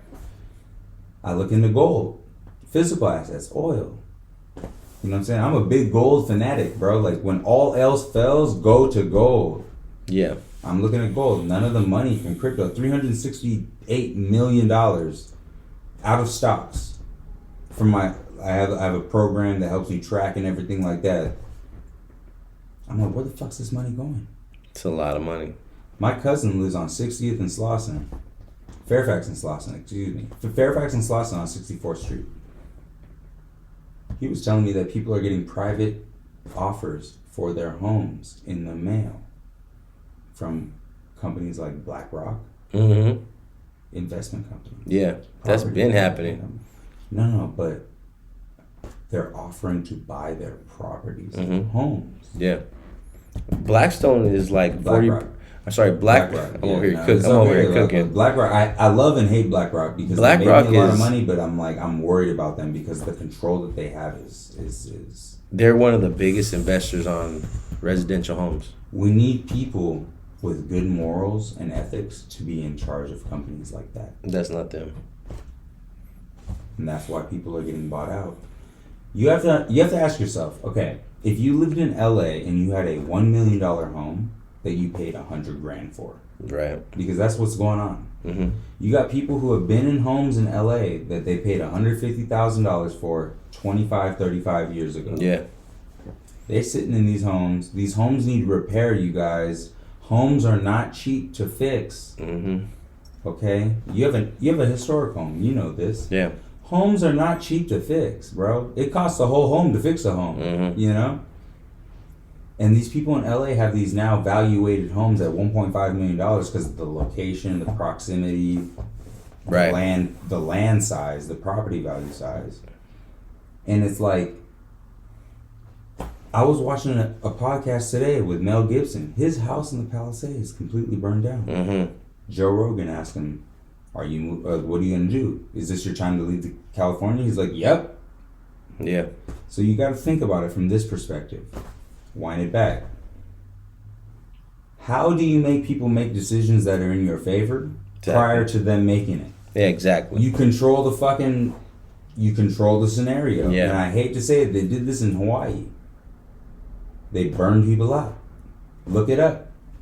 They burned people. They set a fire in Hawaii. It's the same shit that happened. It's crazy. They burned them out, but look at the property values in Hawaii. Not realistic. We're talking about $1 million properties on $150,000, $200,000 infrastructures. You know what I mean? You can buy any home in California in another state for less. Oh yeah, 100%. Any home. Yeah, 100%. Any home. That is a crazy statement to drop say. this home in Oklahoma. You can buy any home in another. Any home. Not even just the $1 million, $1 billion, any home, bro. And that's the crazy part that blows my mind is that people think that this wasn't controlled. How else are you going to get a person with 700 credit score a $2 million home? Right. And then not really think twice about it. You know what I'm saying? Yeah. Like, yeah, how 100%. how government grants? Did you know that right after the fire, if you go to the United States emergency fund, catastrophe fund, yeah, $2 million for 4%. Yeah. All you gotta do is be affected. Yeah, they have programs as well where you're able to purchase a brand new home, and they will magically remove this debt so that it doesn't pop up on your DTI. And the what I'm saying about this is most people, and you have to understand this. I'm gonna wait till the camera come on because you gotta understand this. Most people that live in LA can't afford to live in LA. Like literally 90%. Like 90% of people that live in LA don't really have it like that. Right. Okay. If you had a home that was worth $2 million, you know, insurance covered up to $2 million, whatever. Zillow says 2.1, right? Redfin says 1.9. So you know your home is sitting in the 200s, right? Yeah. You bought that bitch for $500,000. Yeah. You took a refi out on it to get some home equity on it, right? Because California homes have gone up, right? Yep. The only way that you can afford these homes is to take a line of credit out. Like, you are not, like I said, I've spoken to these people who have, like, one of the homes we filmed at is a $1.7 million home. He said his family bought it for $340K 38 years ago. This man looks like a motherfucking homeless hipster. I don't even know how he's afforded this home. I don't know how he continues to afford it. But then what did I do? I asked him. I said, how much is this home worth? He's like, about 1.37 to 1.57 or some shit like that. Like right there. Right in the 1.3 to 1.5. Yeah. And I'm like, what do you do for a living? He's like, I'm retired. This man looks like a surfer. I want you to imagine this. Imagine hair to your shoulders, blonde surfer boy in a... Like, go to Venice. Imagine if you went to Venice and you saw someone that was homeless but, like, might have had a place to stay for, like, 10 days out of the year. Yeah. You know what I'm saying? Like, this dude was stubbly, like, he ain't shaved in a few days. And I'm like, how do you manage this? Yeah. Oh, my parents paid it off years ago. Yeah. Yeah. He literally takes home equity lines of credit out every time So, for example... 8 years ago, his house was worth $600,000, $700,000. 5 years ago, his house was worth 1.1. This year, his house was worth 1.6. Yeah. So all this man does is continuously pull out equity in his home to pay his motherfucking owings. That's crazy. Now, if his house were to burn down, I need you to think about this for a second. If his house were to burn down, this $1.6 million home goes to shit, right? Yeah. It only costs $250,000 to rebuild. But you want to rebuild it here? Yeah. Everybody's rebuilding here. Yeah. We're going to pay a 30% up tax, right? Because this house, we get lumber is in short liquid. Yeah. You got to think about this from a business perspective. How can I increase my sales and my numbers? Oh, leverage on angle of understanding. 100%. Lumber's going up. We're going to charge you more. This is going up. We're going to charge you more. This is going up. We're going to charge you more. A person who pays for a $300,000 home in a $2 million area, their income doesn't make up for that. Right. You see what I'm trying to say? Yeah. It doesn't happen. It just doesn't. Right. Insurance can buy us a new house and pay all this off, but Seriously. It doesn't matter. Property tax is still a thing. There's still maintenance costs. There's still things that people, if you don't own a home, you don't know what it's like. Mm-hmm. It still costs a couple grand. Even if your mortgage is $2,000, it still costs $1,000 a month. Dude, with property taxes and insurance, with the fire insurance going on, I'm seeing people's taxes is at $5,800 a year. Let's call it $6,000. That's exactly what I'm saying. And then you have your taxes. I mean, your home insurance, your hazard insurance. That's bumping up because it used to be $1,500. Now it's like $2,500. So $2,000 on top of $25. To wrap this all up, it's $8,000 a month. I mean, a year. For example, the guy that I'm speaking about, the dude with the $2 million house, his parents had it 38 years, et cetera, et cetera. Yeah. If his house were to burn down and he got $2 million, I can guarantee you he's not doing it. He's not rebuilding here. Definitely not. I can guarantee you. I'll put my life and the future of my career on it. Mel Gibson even said he's not moving back to Cali. Yeah. Because the shit burned down. This is a lot of money that I didn't even have. Like, This is fake money. Right. If you have any fucking logic, you leave. 100%. Yeah, because I mean, even out here in an average area, you're paying $6,000, $8,000 a year in taxes and insurance. You know what you said earlier about living with your parents? This is where the real money makers are gonna come in. People who have a good understanding on family and fucking friendship. Good dynamic, because this is gonna allow them to go invest in other places and live at home part time. Yep. That's my vision. I'll live between my brother's house and my mom's house while I make these money moves for our family. As long as you're moving, that's the thing. If you're not moving, you're stagnant. You're just. I got a song beating about the rug. that, bro. Still lit. Wake up, still lit. Like, make moves, stay in that motion. If you have the advantage of having, and you're blessed with having a mom or a brother or a cousin or whoever to live with, take advantage of that crap. But move. Don't be Hold walking. on, take advantage of it, but bring something to the table because your mom don't want to be your mom forever. Does that make sense? 100%. Like your mom misses your mom and your dad. They both miss the days that they could be like them and grow as individuals. And I think about it. When you have a kid, what do you want that kid? The kid's an extension of you, right? Mm-hmm. So if this kid's good at music and I love music, why wouldn't I want to experience? Pour it in. I look at LeBron. Side note, I look at LeBron and his son. That is so fucking crazy. Dude. It is the craziest thing. It Even though little Bronny sucks. It's okay. It doesn't fucking matter. It just doesn't matter. Yeah. Because he beat 90% of regular niggas at LA Fitness. Yeah, 100%. You feel me? Like, it don't even matter, bro. Like, Yeah. Bronny, I fucks with you, bro.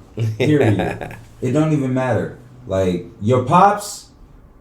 Me and your pops got some beef, you know? Like, I like LeBron, but like, yo, I'm a big loyalty fan. You feel me? So, if LeBron stayed in Cleveland but could have had an LA career, I would have loved it. But there's no way that I could have loved LeBron to the highest of, like, who I am. Because he's not he's not a grassroots like Kobe or Curry or whatever. It doesn't matter at this point. Like, I respect him. Yeah. I love him. He's a damn good player. He's a Laker. And I think they're playing in that, aren't they? Hey, he has a place in my heart. Yeah. You feel me? Like, trust me. I just think it's dope that they're all playing up until a few years ago, I was real stubborn because I honestly thought he was gonna leave. I was like, don't come to LA and then leave us. Yeah. I was like, I'm like a bitter bitch. And then go to the Clippers. I was like a bitter bitch, bro. I was like, don't leave me. Yeah. So that's why. But now that I seen him put all this shit up, and I'm like, all right, if we could, I see what's going on. I respect you. Like, think about Luka though. I think it was just a move to get the views up, baby. Dude, out of nowhere. You know what I feel bad for? I feel bad for the Mavericks, man. I feel bad for Luka more. Don't feel bad for Luka. Let me tell you why. What, $100 million? Look at no. Look. AD came. He's from the United States. Correct. He's been on 1,000 travel teams and did his thing. Yeah. But Luka came from overseas. What's that mean? Man, he came from overseas. What city do you want to play for? No, listen. What city He left his home. You want to play for what city? Just listen. I am. He left his home. Yeah. Came to the United States. Cool. And went to one place, Dallas. He's been there his whole career. Cool. And then he takes it to the finals. And guess what? Cool. No. Don't underplay this. I'm not underplaying it. I'm going to tell you why. Hey, French are going to fight right now, okay? Hey. And then he gets last second, 11th hour switched up, sent to LA. Did you see his face the whole first game? He looked like he didn't know what was going on. He looked like a dog that pissed his pants. It's going to be a good thing for him at the end, but can I say something? I feel like he got betrayed like crazy. You as a podcast creator, you as a creator know that perception is a huge thing, right? Yeah. Okay. All Luka had to do was drop a couple training videos. What do you mean? Everybody concerned about him not training? Drop a couple training videos. You got to think, Luka in Dallas is great, but it's not optimal for the NBA. Why you say that? International market. Who the fuck knows about Dallas? No one's going to Dallas compared to LA or New York. Yeah, 100%. Yeah. I don't think Giannis realized what he exposed, but when Giannis was like, I'd love to see every international player go to a big market, I don't think he realized what he exposed. Does that mean you want to leave Milwaukee? The fuck are you doing in Milwaukee? Yeah. You know what I'm saying? Like, why are you in Milwaukee, bro? You're never going to get shit there, bro. Like, you were the biggest of the Bucks there. Yeah, period. 100%. Actually, no, I take that back. Dame Lillard is the biggest of the Dame Dollar Bucks. Like, it's not, you're not in the right spot. Now, I understand if Giannis, as a competitor and as a all-star, he's a fucking idol, right? Like, let's not downplay Giannis. Right. But as Giannis, you may not even be thinking, like, you may be thinking, this Milwaukee, this my city, we the shit. Cool, but what you just said was, you want foreigners to go to the main markets. You didn't mention Milwaukee in that main market. Yeah. You mentioned New York. You mentioned LA. You mentioned fucking Boston. And guess what? None of those three have an international player except for Luka now. Yeah. Okay. So, what I think is, personally, I think that this was a good move for the Lakers. I think that Dallas is going to get really fucked in the A as far as the heat that they take, because AD is a You know what I mean? He's already on the injured list, bro. Already hurt again. Played one game, got hurt. It's wild. I just don't understand that because as a man, you've played your share of sports. Yeah. I get it. The competitive level, likewise, not at the NBA level. Sure. But I don't get hurt when I don't play. Like, you know what I'm saying? I don't get hurt at every game, bro. Like, AD gets hurt every game. Luka gets hurt every game. Yeah. So I think that people just need to, like, let's just take a step back. You know what I mean? Like, it is a fucked up situation because Luka's way better than AD, for sure. Like, I'm happy. As a Laker, I'm happy. They're different players. As a Laker, I'm happy. Luka's a stud. As a Laker, I'm happy. But what I will say is he's missed, more than 50% of his games? And I don't know any other player that has blood on his tights, on his knees, every halftime. Because Luka gets a lot of shots. Yeah. He gets those whatever shots in his knees every fucking halftime, every game. Ain't nobody else got blood on their knees, but Luka does. Yeah. That's not a good sign. Just from my perspective. Yeah. Like, I don't know. He's a top 3 for me, man. He is, but think about how much it would take for you to not go to work 4 days out of the week. Yeah. Like, if you were an expert he's a salary player, though, man. And that's why Dallas didn't want to pay him. If Yeah. you're not showing up 4 days out the fucking 7 and we paying you an extra $150, that hurts us. Yeah. Yeah, you're right. That hurts us. So I think people need to fall back. They need to understand, okay, we have every right to think what we was gonna think. I feel bad for out of all of this, I feel the worst for Dallas and their upper staff. Their fans too, man. Their fans are like, I feel bad for Dallas because I could never imagine losing Kobe. Like if Kobe left the Lakers, bro, you'd be down. You know what I'm saying? Hey, we finna go to karaoke tonight? Yeah. No, for real though. I'm being for real. No, I'm serious. There's some little busted up spot up the street we could do karaoke there. No, like for real. Like right now it's what, 5:30? Yeah. They probably open up at like 6:30. Like what you I don't know if they start that early though. Ain't nobody singing that early. Like there's no way. Hey, but hold on. We didn't finish with Luka, man. Alright, this is what I'm gonna say. I'm LA to the death, bro. Like straight up. I love the Lakers. I love loyalty. I'm glad we got Luka because I don't see, and this is going to be a far-fetched comment, but stick with me here. I don't see how we can get a generational talent and groom them given we've given away all of the next generational possibilities. Like, for example, I'm not saying Lonzo was that guy. Yeah. But we got rid of him. Yeah. I'm not saying Julius Randle was that guy, but we got rid of him. What do you think about AR? AR, he's 15, bro. What you doing here? And then he was just like, he didn't say shit. He like looked down and was like, I ain't fucking with you, motherfucker. But nonetheless, he was with like two of his homies. You know, he was just chilling. He was just having a, and you know what the crazy part is? Huh. This was the night before he hit his career high, baby. Oh shoot! This is just last week then. This was literally just the other day, and you know why he hit his career high? Because you met me. Yeah. I just had to do that real quick. That's crazy though. It's funny because I told my homie KJ, who drives, that was down in Topanga and all that shit. I was telling him, I was like, yo, I just met Austin Reeves. I was like, watch him go for a career high tomorrow. Nah. And he was like, yeah, right. And I was like, bro, he got my juice. And I was like, pause. Hey, he's a good player, dude. Bro, Austin Reeves is nice. I hope the Lakers... He's a good player. I don't know, man. There's just different levels to this What do you think about Connect? What about him? What do you think about him? I don't really... I think he's a solid... Anybody in the NBA is a good player. Yeah, but not everybody's a good shooter. I think that Dalton Connect's attention is unfair given the circumstances he came into. Okay. You got LeBron, son. It's just a lot of bullshit, and it's not about how you play. Like, mind you, I'm a Laker fan. I watch the Lakers. When I think of Dalton Connect, I think nothing basketball related. What do you think? Connect 4? No, you know what I think? I think of him being compared to LeBron's son. I think of him fighting for a spot on the team. Like, I think of him in an unrealistic manner, and I'm aware of that, so I disregard it because he's a solid player. You know what I mean? There's nothing. Sounds like you hating, man. No. That's what I'm trying to. I want to make that very clear. Like, I'm not hating. Sound like it. I'll be honest. I used to hate on LeBron. Hating is. I Lakers don't like play it for today in 30 no minutes. reason. The Lakers play in 30 minutes. Oh, they do. We gotta put the game on Against Jazz. About to go to karaoke and sing some Lakers shit. And so do the Warriors. I like the Warriors, bro. Look, all I'm gonna say is this: the Lakers won't win a ring this year. You don't think so? I know so. Why? I know so. They got a solid little team No, right now. stop.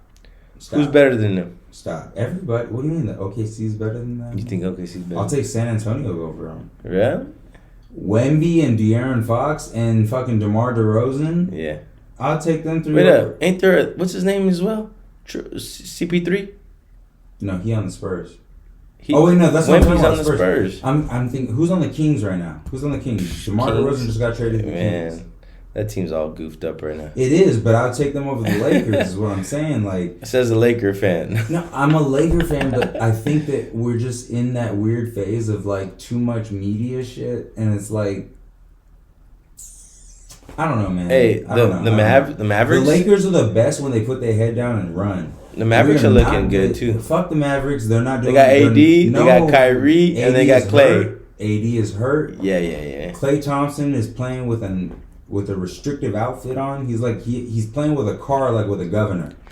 He just can't hit his top speed. Klay Thompson needs to see this video and be like, all right, I see that mixed motherfucker talking shit. I'm about to prove that mixed motherfucker wrong. Klay, buckets, bro. Please. Like, you don't know what you do for us mixed motherfuckers. Please make the bucket. Hey, just Golden State. 40 a game. Golden State is struggling right now. Golden State Warriors are struggling right now. Golden State's not going to win a ring for another 10 years. Damn. Okay? Like, I'm sorry, but Steph Curry needs way more help. Clay should have never left. Draymond got more gray than fucking. Yeah. It's getting sad. But he had a good run. How many rings he got? It doesn't matter. Like, Four. That's what I'm saying. It doesn't matter. People got to realize, like, dynasties come to an end, and since we are Laker fans, we've been experienced to that. Yeah. Most places haven't. Like, yeah. Most places ain't win 2 rings and then lose 3 seasons. Like, it doesn't. That's normal. Like, there's no way a team can be good forever. Yeah. It's gonna happen, and I think. I'm glad Mahomes lost. Triple 3-peat. Perfect thing that ended. Perfect example, bro. Woo. Okay. Like I said, bro. Shout out my Eagles. Jalen Hurts. You had to put the hurt on him. Saquon, you made me lose my parlays. It's okay. AJ, we won. Jake Elliott, we won. I won no money for my parlays because the Kansas City Chiefs did so bad. That was a spanking, though. The only bet that I did for Kansas City, I was like, Travis Kelce, I have more than like whatever yards. Yeah. Hey, what do you think about the halftime show? Whoo! Okay. If I was Drake, I would probably want to kill myself right about now. If I was Drake, okay, hear me out. I wouldn't be tripping if I was Drake. Everyone, he's projecting him as a pedophile. No, it doesn't fucking matter. They have songs together. Like, if I was Drake, I would literally drop an album. Like, they have one song. What's that one song called that they have together? I'll look it up right now. Yeah, this guy. Put it on your phone. Put it on your phone so we can play for the people. What's it called? It's called hold on. I just listened to it fucking last night, bro. Let me go to it. Come on. Wait. Is it Heart? No, hold on. Drake? Hold on. Diss Kendrick Lamar song? No. It's Kendrick featuring Drake. It's a famous song. Just type in Drake and Kendrick. No, the other way around. It's okay. Just type in Kendrick. Who cares? Okay. Kendrick featuring Drake. Alright. Drake. Look. Go down. Right there. Poetic Justice. Doom, doom, doom, doom, doom. Alright. Listen to this real quick. I need you to understand one thing. Pause it. Go ahead. If you were in control of your future, why wouldn't you control the backlash? Let's hear it. What I mean is this. I don't know if Kendrick and Drake are friends on a daily basis, friends. Don't sound like it. But I wouldn't be surprised if this was all a plot. Maybe. But it's pretty deep. No, it is very deep. But guess what? If I didn't give a fuck about the kid I didn't want to have and the bitch that I didn't give a fuck about, like, talk shit about it. I don't really give a fuck.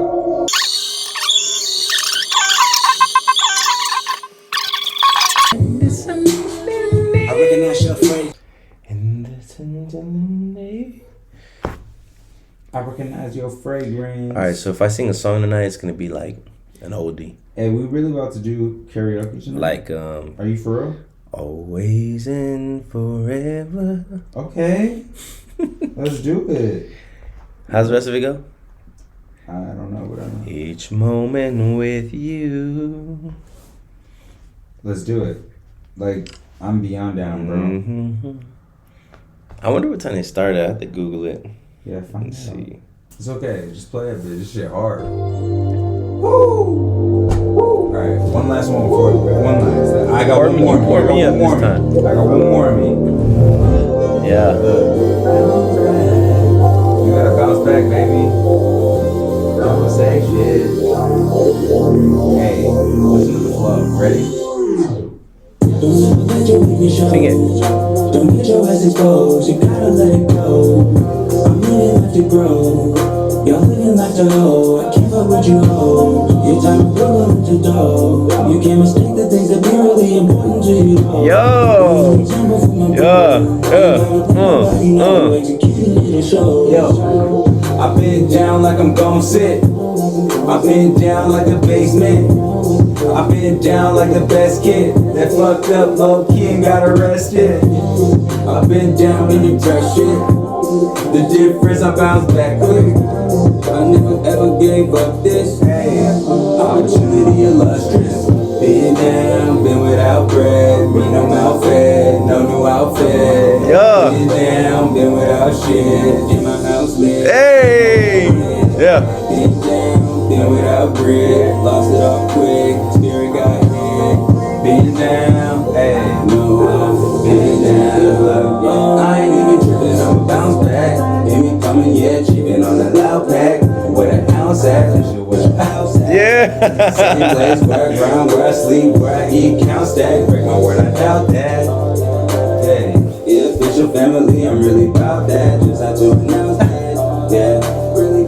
All I see is where y'all nigga mouth at. I tried some crazy shit, you know I'm not one to bitch. Why I go through all my shit, won't notice cause I stay lit. That bitch know that she stay fit. And we bout to cop a crib. Another place for the grind. Ain't no way y'all stopping this shit. Been down with a bitch, bounce back with a bitch. Been down, like I'm gon' sit. Been down, but I'm never gon' quit yet. Been down like the basement. I've been down like your bitch sucking dick yet. Oh. Been down. Never say That's shit. great. Been down, been without bread. Me no mouth fed, no new outfit. Been down, been without shit. In my house lit, with no outlet. Been down, been without bread. Lost it all quick, spirit got hit. Okay, This is some real shit, right? Okay. Been down? I like that. That's that shit, bro. That's one of the tracks. Been down, been without bread, been without shit. In my house lit, with no outlet. You know what I'm saying? How many times you been in your house lit as fuck with no outlet? You know what I'm saying by that, right? Like, people gotta think, like, you got all this energy, all this fucking inspiration, all this creation, all this fucking... You can't let it out. And you just can't fucking do shit. You know what I'm saying? You just in your house lit because everybody resorts to the fucking common shit to get fucking where they need to get, you know what I mean? And then it's just like, I've been down, bro. Been down, been without bread, you know what I mean? Like, no bread, in my house lit, with no outlet. Dang. Been down, been without shit, lost it all quick. You That's know, right. soul got hit, like, been down. You hearing these lyrics right here? No, I've been down. going You crazy. feel me? Like, fuck y'all talking about nothing in y'all raps, bro. Fuck y'all, bro. Like, that's what I gotta. This guy wants to fight. Bro, I fight all y'all motherfuckers, bro. Let's go. Let's go. It Hey. doesn't even matter, bro. Like, honestly, it's not even about competition. It's about speaking what's real. Like, you guys can do whatever you want to do, but at the end of the day, I speak from experience, and that's all we're doing. We're just trying to progress our family line and people who matter. You know what I'm saying? Yeah. There's a lot of people who don't matter. Kardashians. You know what I'm saying? Like, there's a lot of people that fucking don't matter, bro, that your girl and your wife and your family paying attention to, bro. They can pay attention to you. You know, you got more value to bring than people they never gonna meet. I firmly stand by that, bro. Like, I hate people who care about people they've never met before. Yeah. Like, my friends are my superstars in my life. Yeah. You know what I mean? I feel you, man. Like, that's it. Like, the only podcast that I want to be on is yours. Fuck these. Like, Joe Rogan's cool. Don't get me wrong. That's right. But I'm not more hyped to go on Joe Rogan than to go on yours. That's bro. right. Like, there you go. And I think that people get disassociated with that shit. Like, I truly mean that from the bottom of my heart, bro. Appreciate that. Like, from the bottom of my heart. Like, if Joe Rogan's like, oh, I got a podcast available from 2 a.m. to 5, or 2 p.m. to 5 p.m., and you was like, yo, B, I can have you from 2, I'd pick yours, bro. You hear this? Like, on God. But that's because that's how I about. roll. That's just the person I am. Those are the kind of guys I You know need what in I'm my saying? corner right there. Like, Joe Rogan's great. That's not a diss to him. Yeah. It's just the fact that the value that I could bring is less on his versus yours. Yeah. And then until that changes, that changes. Yeah. You know what I mean, it's no disrespect. Like, Yeah, 100%. But it's just understanding where we at, you know. And it's like, all right, we team focused right now. Yeah. You know? And we're getting it out there, man. That's like, that's seeing important. my own video get me hyped up, bro. I Like, seen that you, shit bro. get me hyped I up, sent bro. it to you Like, right now. It was a 1-minute video. I sent it to you. You know, so that's what I'm saying. Like, it's This guy's going viral on my feed. Hey, that's what we gotta do, bro. We gotta do it. Hey, you drank me out of all my drink. We killed half a bottle. It's okay. We're about to do karaoke, right? We're gonna do karaoke in a little bit. So boom, boom, boom. What do you got going on in the next couple months? I'm gonna be on again because I'm gonna be a regular. There we go. This is my regular right here. What do you mean? At least once a month we should get on. But what you got going on next month? You on here? That's it. We're gonna sit down. I got another guest for you. Who do it. does like property, really? Remember my boy Kyle? No. KJ? The one that you play basketball with? He talk a lot of shit, but he really actually a nice guy. Oh, okay. Remember the one I brought over that one time? Oh, the dude that came here. Yeah, but he was talking cool. a lot of shit, but like he was just Nah, but fucking he's around. cool. You He's know just what I'm messing saying? around. He's just my nigga, you know what I mean? Nah, he was fun. He was cool. But he does real estate, Airbnb, property, so if you want to do something, Oh, okay. link that up, you know what I'm saying? I heard Airbnb's not doing as good as it was years ago. You can take Airbnb's business model and do it yourself without Airbnb. Yeah. You know what I mean? Like, Yeah. you create a website where people can come and book you. What the fuck you need Airbnb for to take 20%? Yeah. You know what I mean? That's true. That's Hey the whole man, thing. I appreciate you coming out. Bro, this won't be the last. I'm gonna be here all No, the definitely time. All the not. time, bro. Hey, how you like the improvements since you came last? I love it. I think the next thing we're gonna get you a visualizer. I'm gonna help you with the visualizer. We didn't have this last time, Not at all. and we didn't have that for sure. Not at all. But I threw that TV up so we could see it, No, well, that's Mando. and then I threw this one up because we got to have the marketing in the back. There it You know is. what I mean? Obviously, we had the cameras before. We upgraded the iPad, so we're getting there one step at a time. Bro, this is beautiful. You seen it when it was day one. All I got to say is this. I think real people appreciate real growth. People who appreciate real growth have a real appreciation for things in life. Yeah. Everything trickles down from the top, not from the bottom. If you're from the bottom, only thing you could do is look at it from the bottom. Yeah. If you come from the bottom, all you could do is look at it from the bottom up.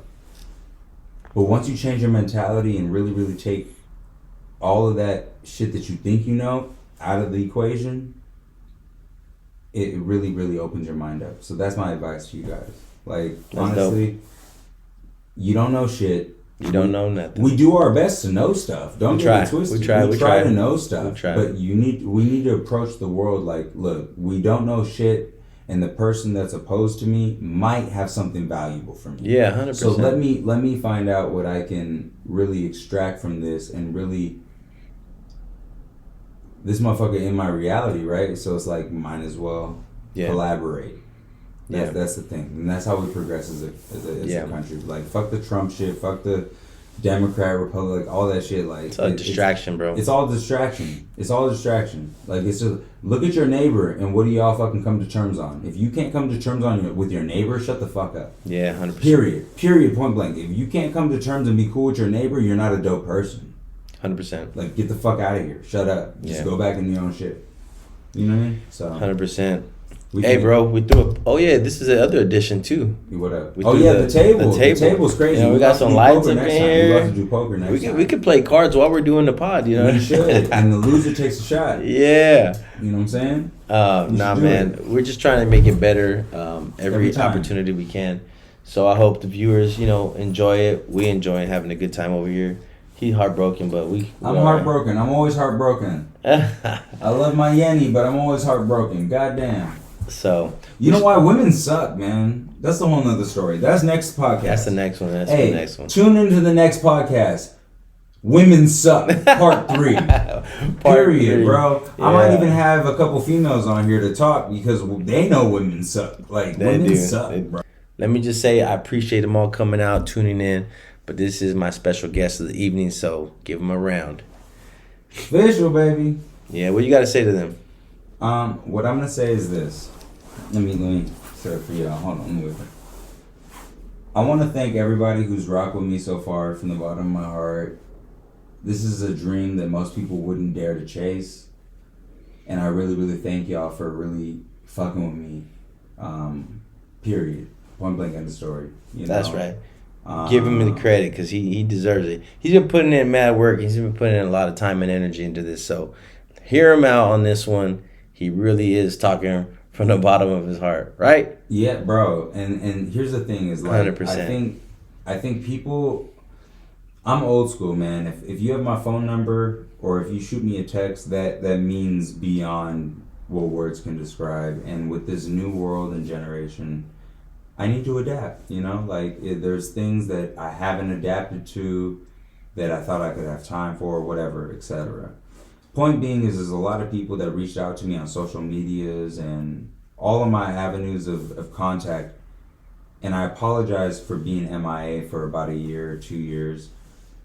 The amount of difficulty that I've gone through is like, I can't even explain to you, but that's not your job to sit there and hear it like that. It's I appreciate you for supporting me in whatever my ventures are. So basically what I'm saying is I apologize for being a little bit occupationally busy because of my personal problems, but I really want to appreciate and thank you and let you know that like for supporting me up to this point and believing in me. And there's multiple people that I could think of in particular that have sent me messages like, yo, I hope you're okay. I hope you're doing well and still making stuff, you know what I mean? And I just want you to know that just because you ain't hear back from me on social don't mean I'm not working and doesn't mean I'm not thinking of you. So, you know, social media is superficial. I'm way deeper than that. If you ever show me love, just know that it is reciprocated and I will never forget you. And you're part of the reason I still keep going from the bottom of my heart, for sure. No, that's amazing, man. And, you know, at the end of the day, I think these people love you because of who you are, you know? Man, thank you. So, and I fuck with you, man. Aunt, your family, we about to get this going. You know, there's going to be a lot of people on this podcast, and this is just the beginning. So, it's an honor to be here and help set the trend and tempo of things, because anybody in here should understand there's dynamics. We can have fun, but at the end of the day, we are real people, and we really want to let you know how we feel, you know? So, 100%, man. Hey, y'all, well, have a good evening. We're going to get ready for some karaoke, hopefully. Hey, I'm about to go sing my ass off, baby, with this Heartbreak Drake. Let's go, baby. Yo.